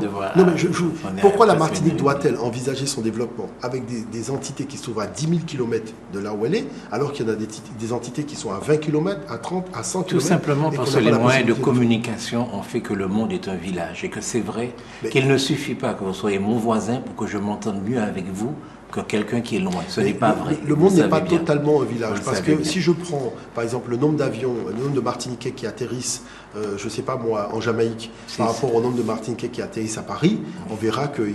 C'est très difficile d'aller à la Jamaïque en avion. Raison de plus pour pouvoir développer ces relations. Je vais vous poser une question, deux questions. Césaire disait ça de l'Europe, écoutez ce monde blanc, écoutez ses victoires proditoires, trompeter ses défaites. Est-ce que ce n'est pas une victoire proditoire qui trompette une défaite lorsque vous réussissez, vous intellectuels, j'imagine que vous avez été de ce combat-là, à faire voter que l'esclavage est un crime contre l'humanité, grand bien vous en fasse, mais qu'en même temps, en Martinique, on est incapable de sortir de l'article 73. Est-ce que ça ne vous interpelle pas quelque part? Oui. Est-ce que vous avez bien rempli votre mission quand ça arrive? Alors, effectivement, ça nous apporte beaucoup d'éléments en termes de philosophie, en termes de réflexion, en termes de révision, aussi de la qualité et de l'énergie qu'on a mis dans l'explication d'un certain nombre de choses. Mais le problème, c'est qu'il y a des sources d'information et de formation qui n'ont pas changé de discours d'un hiatus. C'est-à-dire que toute l'histoire, vous voyez quand je parle d'humanité classique africaine, qui permet tout simplement de relativiser l'histoire et de faire rentrer l'objectivité dans l'histoire de l'humanité, eh bien, cette objectivité est absolument inconnue du peuple martiniquais, qui fait que ce peuple, le peuple forcément va fonctionner avec des œillères qui consistent à voir le génie de l'Europe, mais à ne pas pouvoir entrevoir le génie du monde noir d'une façon générale. Or, pour pouvoir se réaliser, il faut avoir la perception des deux génies, et même au-delà, puisqu'on fait partie du bassin sud-américain. Donc ça veut dire que quoi? Ça veut dire que il faudrait expliquer aux gens qu'un pays se gère comme une entreprise. Il y a les entrées et les sorties. À partir de là, il faut voir quelles sont les forces et les faiblesses dans différents secteurs d'activité de ce pays. Sachant qu'il y a une activité qui va être orientée vers l'extérieur et une activité qui va être orientée vers l'intérieur. À partir du moment où on décide de faire d'un certain nombre de postes, je dirais les éléments forts sur lesquels on va s'appuyer pour développer une économie, on va voir maintenant la réflexion au niveau de la monnaie, pour savoir quelle est la force qu'on va donner à cette monnaie pour tout simplement avoir la représentativité de ce pays sur la scène régionale, locale et la scène internationale. Et à partir de là, on lance un programme de formation dynamique en expliquant clairement aux jeunes générations, voilà les 2 ou 3 secteurs d'activité sur lesquels nous avons posé le développement et l'essor de ce pays, sachant que dans 10 ans, il va falloir muer parce que tel secteur d'activité va arriver avec telle problématique, il faudra pouvoir évoluer là. À partir du moment où les jeunes ont un message clair de l'orientation qu'ils doivent donner à leur formation professionnelle, à leur qualification, les secteurs d'activité économique dans lesquels ils doivent se lancer pour assurer le développement et l'autonomie commerciale de leur pays, mais les jeunes sont partants. Moi, je vois, vous savez, les peuples sud-américains, ils ne se sont pas lancés dans 36 000 secteurs d'activité. Ils ont pris l'informatique, ils ont dit, voilà, tout ce qui est technologie, on se lance à fond dedans, et tout ce qui concerne la cuisine, qui est leur cuisine. Aujourd'hui, ils peuvent aller dans n'importe quel pays dans le monde, soit ils réparent des ordinateurs, soit ils font la cuisine. Bon, des gens qui sont venus de Turquie, ils font les sandwichs grecs, ils font le sandwich et tout l'appareillage autour des sandwichs, c'est-à-dire toutes les machineries jusqu'aux tables et aux chaises sont fabriquées en Turquie. Donc ces gens autour d'un poste d'activité économique, ils sont devenus des leaders mondiaux du sandwich préparé en 2 minutes. Est-ce que vous voyez? C'est-à-dire que ce qu'il faut dire au peuple, c'est que le problème, c'est la dispersion. C'est-à-dire quand on se disperse, c'est là qu'il y a un souci. C'est pour ça qu'il faut mener une réflexion en amont, de manière à voir quels sont les potentiels qu'on peut offrir sur des marchés relativement importants dont on voit véritablement sur le moyen long terme que ce sont des marchés en plein développement. Moi, je ne vous cache pas que des fois, quand je discute avec des ambassadeurs sud-américains, c'est eux-mêmes qui me disent « nous, on a besoin de ça, on a besoin de ça, on a besoin de ça ». On va devoir, on ne peut pas faire l'émission pendant 3 heures, on va devoir arrêter un petit peu. Mais est-ce que vous avez une idée de ces 2 ou 3 secteurs forts sur lesquels pourrait s'asseoir notre développement? Mais rapidement. Hein, voyez, moi, il y a une chose quand même que je trouve vraiment fort dommage, c'est la façon dont le tourisme est organisé chez nous. Je trouve que le tourisme, il est déplorable. Et je vais vous dire vraiment pourquoi. Parce qu'il y a des îles à côté qui ont joué sur un tourisme de haut de gamme. C'est-à-dire que les prestations sont de très haute qualité et qui fait que les gens qu'ils attirent chez eux et la nature des prestations qu'ils offrent à ces gens font que ces gens reviennent régulièrement. Vous voyez ? La problématique dans laquelle nous sommes rentrés, de par un peu le truchement de la politique française, c'est qu'on a développé un tourisme vraiment de tous âges, de masse. Bon. Le problème, c'est que ce tourisme de masse, le client n'a pas toujours les moyens pour payer la prestation, mais il exige d'avoir une prestation de bonne qualité. Ce qui est quand même un peu Donc problématique. vous êtes pour un tourisme haut de gamme, vous, ici. Donc, c'est-à-dire un tourisme de masse et un tourisme, c'est-à-dire ce qui a été fait, tourisme de masse, hein, avec des exigences quand même de la clientèle. Bon, jusque-là, on peut encore tenir. Mais à partir du moment où la concurrence se fait sentir sur des places qui sont à 20-30 km de chez vous, avec un niveau de monnaie qui est inférieur à votre niveau de monnaie, qui fait que le concurrent peut offrir une prestation Alors, quelle est la que solution? vous ne pouvez pas. La solution, c'est que je pense que moi, je verrais des prestations touristiques basées autour de la santé.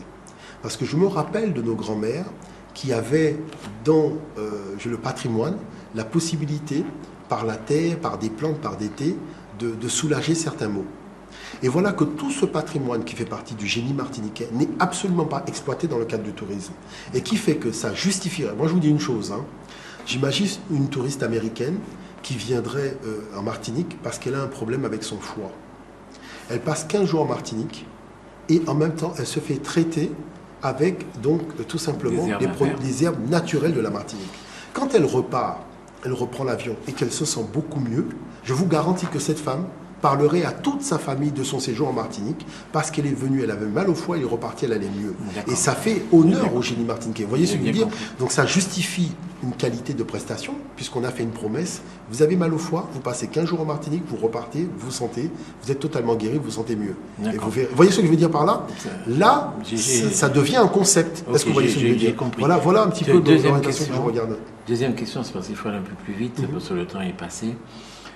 Il y a donc dans les écoles françaises aujourd'hui beaucoup de jeunes Martiniquais, de jeunes Guadeloupéens, d'Africains, enfin de gens qui sont d'originaires, qui sont issus de parents martiniquais, de parents guadeloupéens, de parents africains. Bien. Est-ce que vous les aiderez? Ils ont des problèmes. Ils vont avoir davantage de problèmes encore dans les années qui viennent du seul fait de leur couleur. Est-ce que vous leur rendez service lorsque vous leur apprenez ce qu'ils ne savent pas trop? Que les parents du petit garçon qui est avec eux sur la même table à l'école, dans la salle de classe, que les parents de cet enfant-là, de son copain, a réduit en esclavage ses grands-parents, ses ancêtres à lui. Est-ce que vous l'aidez, en lui apprenant ça, à s'en sortir mieux dans la vie, en France ou ailleurs? Mais vous savez que le jeune là, qui a ses parents, qui a réduit en esclavage, c'est lui le premier qui vient vous le dire. Hein. Moi, j'ai fait mes écoles, j'ai été étudiant. Il y a des jeunes qui sont venus me dire que jusqu'à présent, chez nous, on a les maquettes des bâtonnets grillés.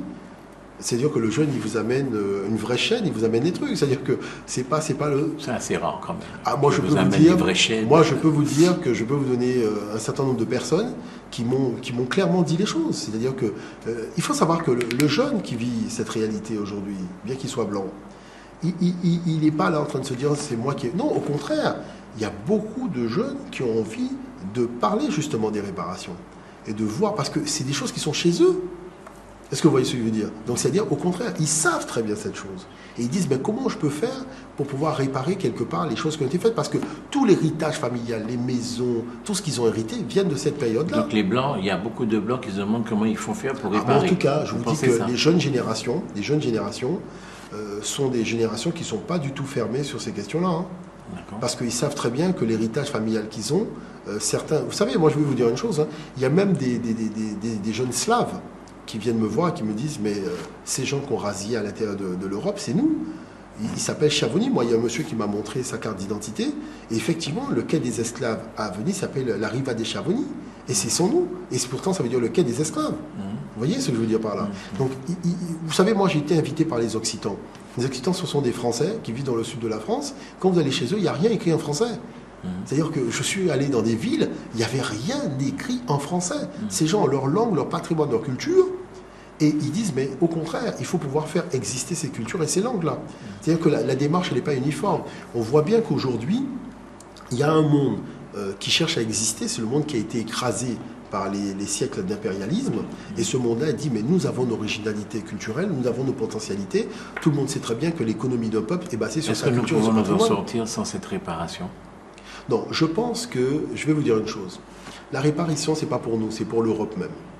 Parce que l'Europe déclare le pays des droits de l'homme, ils sont Batman et Superman, ils savent très bien ce qui s'est passé. Donc, c'est-à-dire qu'il faut pouvoir leur permettre à un moment de redevenir humains. tout autant qu'il n'y aura pas eu de réparation, ces gens ne sont pas redevenus dans le cadre des humains. C'est-à-dire ils s'invitent sans avoir de carton d'invitation, mais il faut savoir une chose, pour redevenir, je dirais, pouvoir s'asseoir sur la table des humains, ils doivent réparer. Parce qu'ils savent très bien ce qu'ils ont fait. C'est une question de principe, alors. C'est une pétition de principe pour la moralité et le bien-être de l'humanité à l'avenir. Voyez. Et la deuxième chose que je dirais, c'est que le petit jeune qui découvre, voilà un autre petit jeune dont les parents ont participé à l'esclavage et compagnie. Ça montre bien que cette histoire n'est pas une invention. Parce que moi, je vais vous dire une chose. On demande à des gamins, ta mère, et ça, ce sont des devoirs qu'on donne aux jeunes à faire quand ils viennent faire des études dans l'Hexagone et ailleurs. Ta mère avait quoi comme métier? Ta grand-mère avait quoi comme métier? La mère de ta grand-mère avait quoi comme métier? Et la grand-mère de ta grand-mère avait quoi comme métier? Il y a un moment où l'enfant prend conscience que dans sa généalogie proche, il a des parents qui étaient esclaves. Est-ce que vous voyez? Oui. Et là, vaut mieux que l'enfant le sache avant, qu'il le découvre dans un cadre d'un devoir de classe qu'on lui a demandé, quand il commence à appeler ses parents en Martinique pour lui dire, mais maman, la grand-mère de grand-mère, elle était quoi? Mais la grand-mère de grand-mère, elle était esclave. Ah bon? Et la mère de grand-mère, la grand-mère de grand-mère est née en pleine période d'esclavage. Ah bon? Mais moi, je ne savais pas tout ça. Mais comment je vais faire le devoir? Et c'est la panique. Est-ce que vous voyez ce que je veux dire? C'est pas nous qui avons écrit aux Européens en leur disant venez nous chercher pour nous faire couper de la canne. C'est de leur responsabilité devant l'histoire de l'humanité. Ils doivent assumer. Moi, je n'ai pas d'état d'âme pour dire oui, ça me fait de la peine, machin. C'est de leur responsabilité, c'est de leur fait. C'est-à-dire que... arrêter vraiment. Oui, tout à fait. Non, c'est-à-dire c'est de leur responsabilité. Maintenant, je dis qu'en tant qu'individu, garant d'une certaine moralité dans l'histoire de l'humanité, ils doivent réparer, ils doivent assumer aussi leurs actes. Voilà, moi je dis simplement, ils doivent assumer leurs actes. Autrement, de mon côté, je continue mon parcours historique. L'histoire du peuple africain ne se réduit pas à l'esclavage et à la colonisation. Ça fait 200 000 ans que l'homme noir existe. La colonisation et l'esclavage représentent 0,01% de notre Vous n'êtes pas parcours du tout historique. métis, vous? Moi, je me considère comme africain. D'accord, mais vous êtes métis ou pas? On est tous métis, mais vous savez, tous les humains viennent Mais d'une vous seule couche qui est privilégiez africaine. votre partie africaine, quoi. Totalement. Vous avez une raison pour ça? Parce que tout simplement, je pense que quand on regarde nos arts et nos traditions, notre fonctionnement, on voit bien que ça vient d'une région qui est l'Afrique. Excusez-moi, mais j'ai pas senti ça pendant l'heure et demie que nous avons passé En ensemble. tout cas, je me définis comme africain caribéen. Oui, j'ai vu que vous êtes un Afro-Caribéen. Vous n'êtes pas, c'est vrai que je me demandais si vous êtes Martiniquais ou Guadeloupéen. Vous vous définissez plus comme un Afro-Caribéen que comme un Martiniquais ou un Guadeloupéen. Voilà, comme un africain caribéen, effectivement. C'est embêtant comme ça. Il n'y aura jamais de Martiniquais, quoi. Ce sera toujours Afro-Caribéen, non, pas du jamais tout. de Martiniquais. C'est-à-dire, non, pas du tout, au contraire. Ça fait de la peine. Mais au contraire, mais pas du tout. Mais attendez. Mais pas du tout. Vous savez, l'Australien, hein, Oui. quand il dit qu'il est Australien, mais il fait toujours les mêmes fêtes qu'il avait en Angleterre. Oui, Il a alors, toujours les mêmes rites, il a toujours les mêmes noms, les mêmes traditions. moi, je ne fais pas les mêmes fêtes qu'en Europe. Je suis Martiniquais. Voilà. Je suis mais Martiniquais. Je ne suis beaucoup pas d'arts et de Afro-Caribéen, traditions. moi. Non, mais beaucoup d'arts et de traditions de la Martinique viennent de l'Afrique. Je l'ai démontré hier. Oui, dans mais une je suis conférence. Martiniquais. Je veux dire, je ne suis Mais pas Afro-Caribéen, je suis mais être Martiniquais. le Martiniquais n'est pas sorti du jour au lendemain de la terre de la Martinique, il vient bien de quelque part. Oui, je suis Il faut Martiniquais. assumer. Non, Oui, il faut assumer. Mais je suis Martiniquais. Non, mais il faut assumer le quelque part d'où on vient, parce qu'il y a Attendez, les Français, ils vont pas dire je suis franc ou wisigoth, ils sont français. Mais non, justement, le français le dit, parce qu'il Il sait dit qu'il quoi? vient d'une culture, il est porteur, Bah, moi ambassadeur aussi, je d'une sais, je région. suis d'une culture, Mais mais je vous suis n'êtes pas martiniquais. Mais vous n'êtes pas martiniquais. Martiniquais, ça veut dire quoi? Voilà, très bien. Mais être martiniquais, non, c'est-à-dire que, regardez, je vais vous dire une chose. Oui. Vous êtes un Africain caribéen de la Martinique. Non, je Parce que suis la culture, martiniquais, mais non, excusez-moi. parce que la culture du Martiniquais n'a pas été inventée en Martinique. Ah bon, et pourquoi vous dites ça? Parce que la culture Mais de la Martinique. il n'y a pas de culture pure, comme il n'y a pas de race pure, je veux dire. Donc, je suis martiniquais Mais parce que je suis d'un peuple qui est géographiquement déterminé, qui est mais culturellement c'est- déterminé, Oui, mais qui c'est vous est- qui parlez qui est de culture physiquement pure. déterminé. Mais c'est vous qui parlez de culture. Moi, je ne parle pas de culture pure. Je dis que notre culture a des racines au niveau de l'Afrique. Forcément, ça ne m'empêche pas d'être martiniquais. Oui, donc il n'y a Bon, pas de culture pure. Je suis d'accord avec vous. non, donc je peux être martiniquais même si ma culture vient Mais de vous partout. êtes- je vous dis une suis chose, pour vous eux n'êtes à pas tous les martiniquais. souffles du monde. Je vous dis Non, une vous n'avez chose. pas le droit de me dire que je suis pas Non, martiniquais. je vais vous Dites dire ce une que chose. vous êtes, c'est C'est-à-dire votre que, problème. c'est-à-dire que le projet politique, Oui. oui, c'est-à-dire le projet politique, oui. Mais sur le plan du patrimoine, Oui. non, le patrimoine a des racines.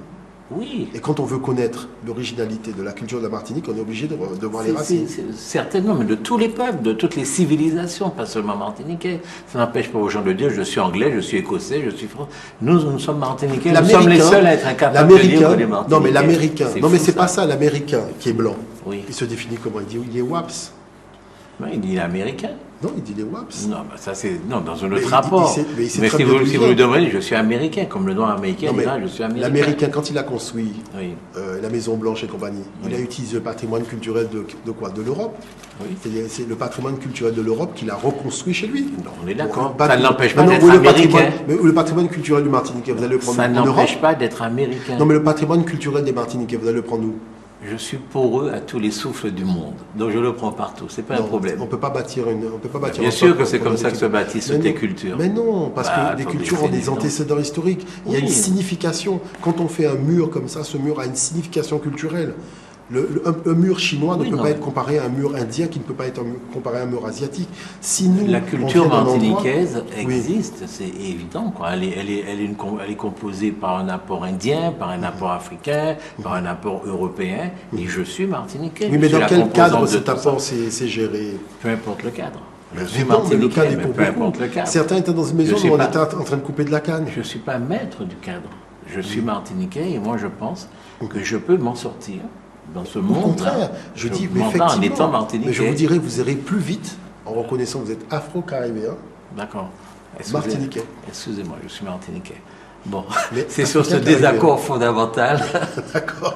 Mais, je dirais, c'est un accord de façade, parce que moi, quand je vais vous démontrer par A plus B, justement, l'origine de la tradition de la Martinique, avec l'Afrique, les mêmes rites, les mêmes musiques, les mêmes airs, vous comprendrez pourquoi on ne peut pas dire que la Vous Martinique savez que, est née vous, savez que comme vous, ça, êtes, c'est pas possible. vous êtes dangereux, quoi. Mais Je veux pas dire, du tout. c'est parce que vous créez chez nous une véritable schizophrénie. Mais non, c'est parce que Mais non, vous refusez je de suis voir mar- l'évidence. Mais je suis martiniquais, Donc, point. non, Je veux mais dire, c'est pas une ça. évidence, ça. Mais c'est évident. Quand le Martiniquais sort son cas, le cas n'a pas été inventé par le Martiniquais. Attends, mais Le c'est- cas, il a bien une tradition, il vient bien de quelque part. Bien sûr. Donc étudier l'histoire du cas nous emmène à étudier les origines du cas. Maintenant, quelle est la signification que nos ancêtres donnaient au cas?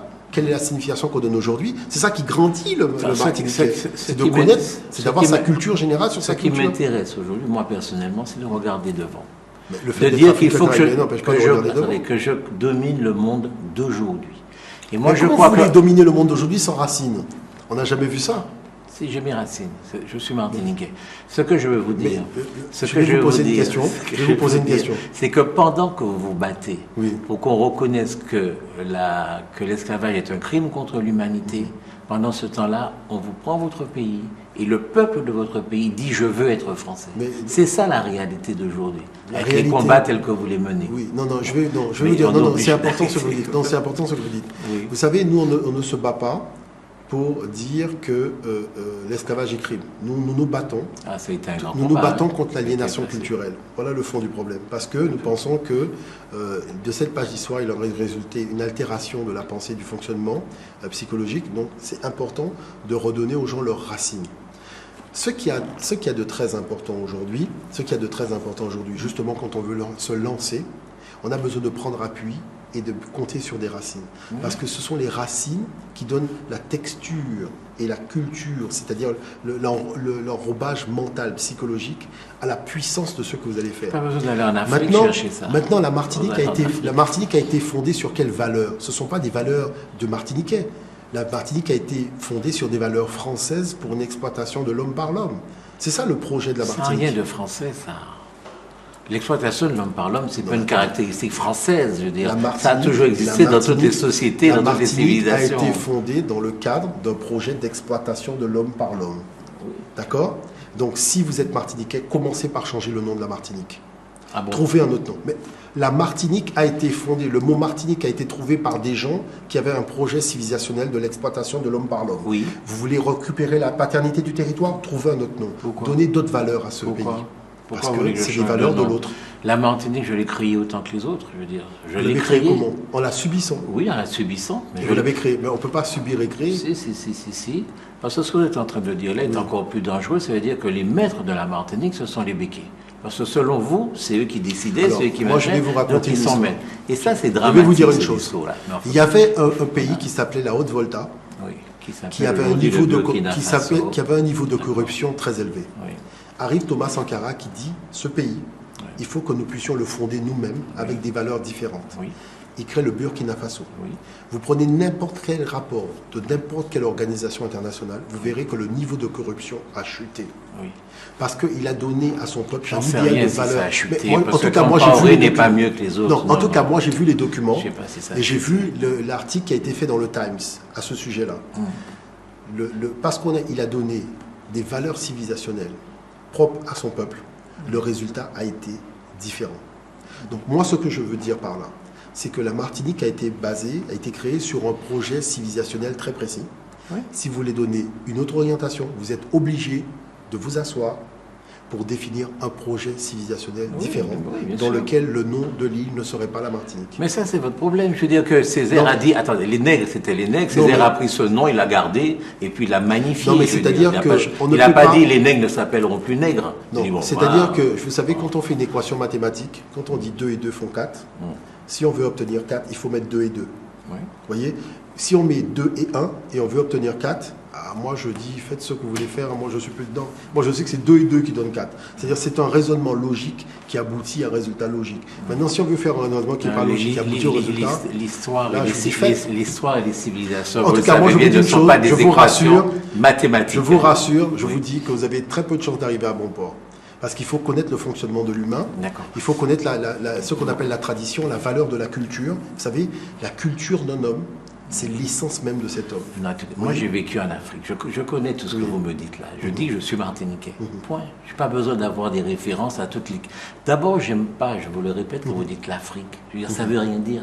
Parce que la Côte d'Ivoire et le Burkina Faso, qui sont d'ailleurs des créations complètement folles.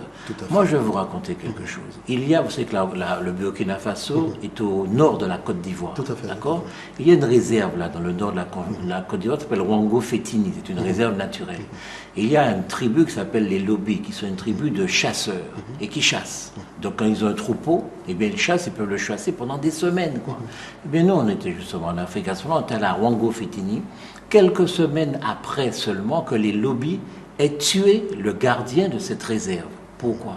Parce qu'ils poursuivaient un troupeau. Le troupeau est rentré sur cette réserve naturelle et le gardien leur a dit « Ah, c'est une réserve naturelle ». Les mecs, ils l'ont tué parce qu'ils ne comprennent pas ce truc de réserve naturelle.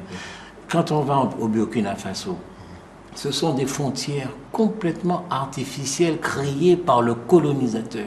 Et les problèmes qu'il y a en Côte d'Ivoire aujourd'hui, c'est justement ça, tous ces voltaïques qui sont de la même tribu, quoi. Donc tout ça est complètement... l'Afrique, quoi. Non. Mais tous les pays sont le différents. même colonisateur qui a fondé non, qui a fondé la loi du dédommagement des colons. Je suis devenu quelque chose. Je suis moi. Oui, mais pas dans l'espace créé par le colonisateur. C'est pas possible. D'accord. Donc vous voyez, vous êtes technicien de l'échec. Non, c'est pas ça. Vous nous prédisez l'échec. Non, je ne prédis pas l'échec. Moi, je vous dis que je vais gagner dans ce cadre-là. Mais on peut pas gagner. Parce que c'est mon pays. On peut pas gagner sur un terrain de jeu dont les fondements ont été définis par l'autre. C'est pas possible. Vous devez avoir votre propre terrain de jeu. Mais je redéfinis. Alors, autrement dit, il n'y a pas de problème. On va faire comme les Américains, on retourne en Afrique, on va créer un pays pour nous. Non, je n'ai pas dit ça. C'est ce que vous êtes en train de dire. Je dis simplement qu'au contraire, c'est très beau. Vous savez, il n'y a pas que le Burkina. Le Zimbabwe a fait la même chose. C'est la Rhodésie. C'est de revenir au Zimbabwe. Est-ce que vous voyez ce que je veux dire par là ? Attendez, vous croyez que c'est toujours positif, ça ? Ce qui se passe au Zimbabwe ? Mais c'est toujours le même prédateur. Non, c'est pas le même prédateur. Là, il y a un gars qui s'appelle Mugabe, c'est pas un blanc. Non, mais attendez. C'est pas un blanc. Et le noir, oui, je vais étudier. Nous avons été sur Africa 24 affronter deux experts américains sur la question. Vous voyez ? Et on a posé une question très simple. Est-ce que Mugabe a voulu acheter des terrains en Angleterre ? Est-ce que l'Angleterre a voulu acheter des terrains au Zimbabwe ? Parce qu'il faut déjà répondre aux questions fondamentales pour déjà dégager la nature du problème. Il faut arrêter. Il faut arrêter l'émission. Oui, d'accord. Bon, ceci dit, je dirais c'est votre point de vue. Au contraire, on est là pour discuter, pour trouver, la terre d'entente. Mais je serais ravi vraiment de vous présenter les fondements véritablement techniques précis qui font que tout projet de construction de nation s'appuie sur un idéal civilisationnel propre. Et ça, on peut pas y déroger. Malheureusement, on ne peut pas y déroger. D'accord. Ce projet civilisationnel propre, je vais le créer, moi, ici. Donc, vous êtes M. Jean-Philippe Omotunde. Monsieur Jean-Philippe Omotunde, je vous ai dit que j'allais vous prouver que vous n'êtes pas heureux d'être en Martinique. Alors vous vous demandez sans doute pourquoi. C'est parce qu'à l'Atrium, vous avez eu l'air très ennuyé d'observer qu'en Martinique, on va beaucoup au casino, qu'on roule beaucoup en 4x4. Et vous avez dit, mais au lieu de régler vos problèmes, vous allez au casino et vous roulez en 4x4. Vous ne pouvez pas être heureux tel que je vous ai vu là, dans ce pays-là. Effectivement, c'est le côté qui m'a énormément déçu. C'est-à-dire que, vous savez, à l'époque de nos grands-mères, de nos grands-pères, on voyait le savoir-faire manuel, on voyait le savoir-faire même du peuple. Aujourd'hui, je dirais qu'on développe la Martinique à partir de franchises, de savoir-faire qui viennent de l'extérieur, qu'on applique tout fait en Martinique, et on penserait que quand on a un peu de temps, les gens vont dans la montagne pour essayer de voir ce qu'il y a, voir ce qu'on peut transformer, essayer de voir ce qu'on peut... Non, le week-end, les gens sont dans leur bateau, d'autres jouent au PMU, les autres sont au casino. Moi, j'étais impressionné de voir comment le parking d'un casino à Fort-de-France était rempli de voitures, et pas des petites voitures. Je me dis, mais on a l'impression d'être à Las Vegas ici. Vous voyez, ce qu'il y a de relativement surprenant, c'est que c'est une terre où nous avons été esclaves d'un système, vous voyez. Et aujourd'hui, on a des diplômes, on a des moyens, et on est toujours esclave du même système. On est devenu esclave de la société de consommation, c'est-à-dire qu'on n'a pas, je dirais, cette perception au niveau des adultes de la nécessité de faire émerger le génie martiniquais dans différents domaines, de manière à avoir des centres de formation pour former les jeunes. Vous savez, on dit qu'au départ, on court après un lionceau, mais après... on peut se retrouver dans la situation où on se met à courir parce que le lionceau qui est devenu un lion, eh bien, il a envie de vous dévorer. Je pense que la Martinique est en train d'allumer la bougie par les deux bouts. Parce que les gens qui se comportent comme ça, au-delà du fait de se comporter en irresponsable, ils oublient qu'il y a une jeunesse qui attend d'eux des responsabilités d'adultes. Et on voit énormément des arlequins, c'est-à-dire des gens qui pensent à s'amuser, alors qu'il y a quand même de vrais projets à bâtir parce qu'il y a des problèmes sérieux qui touche vraiment à la jeunesse et que je pense que les temps que nous avons au niveau du week-end, ben, nous devons les utiliser pour nous retrouver par corporation de métiers, pour élaborer de vrais projets martiniquais. La Martinique doit pouvoir se développer sur la base d'un génie martiniquais, c'est-à-dire une production martiniquaise qui doit après rayonner à travers le monde. Merci beaucoup, monsieur Jean-Philippe Omotunde. Chers amis de Canal Martinique Télévision, chers amis du canal local, vous qui nous regardez sur FM+, 88.9 ou bien sur le net, kmttélévision.com, vous avez assisté à cette conversation pendant près de 2 heures avec Jean-Philippe Omotunde. Merci de votre confiance, merci de votre fidélité et à très bientôt.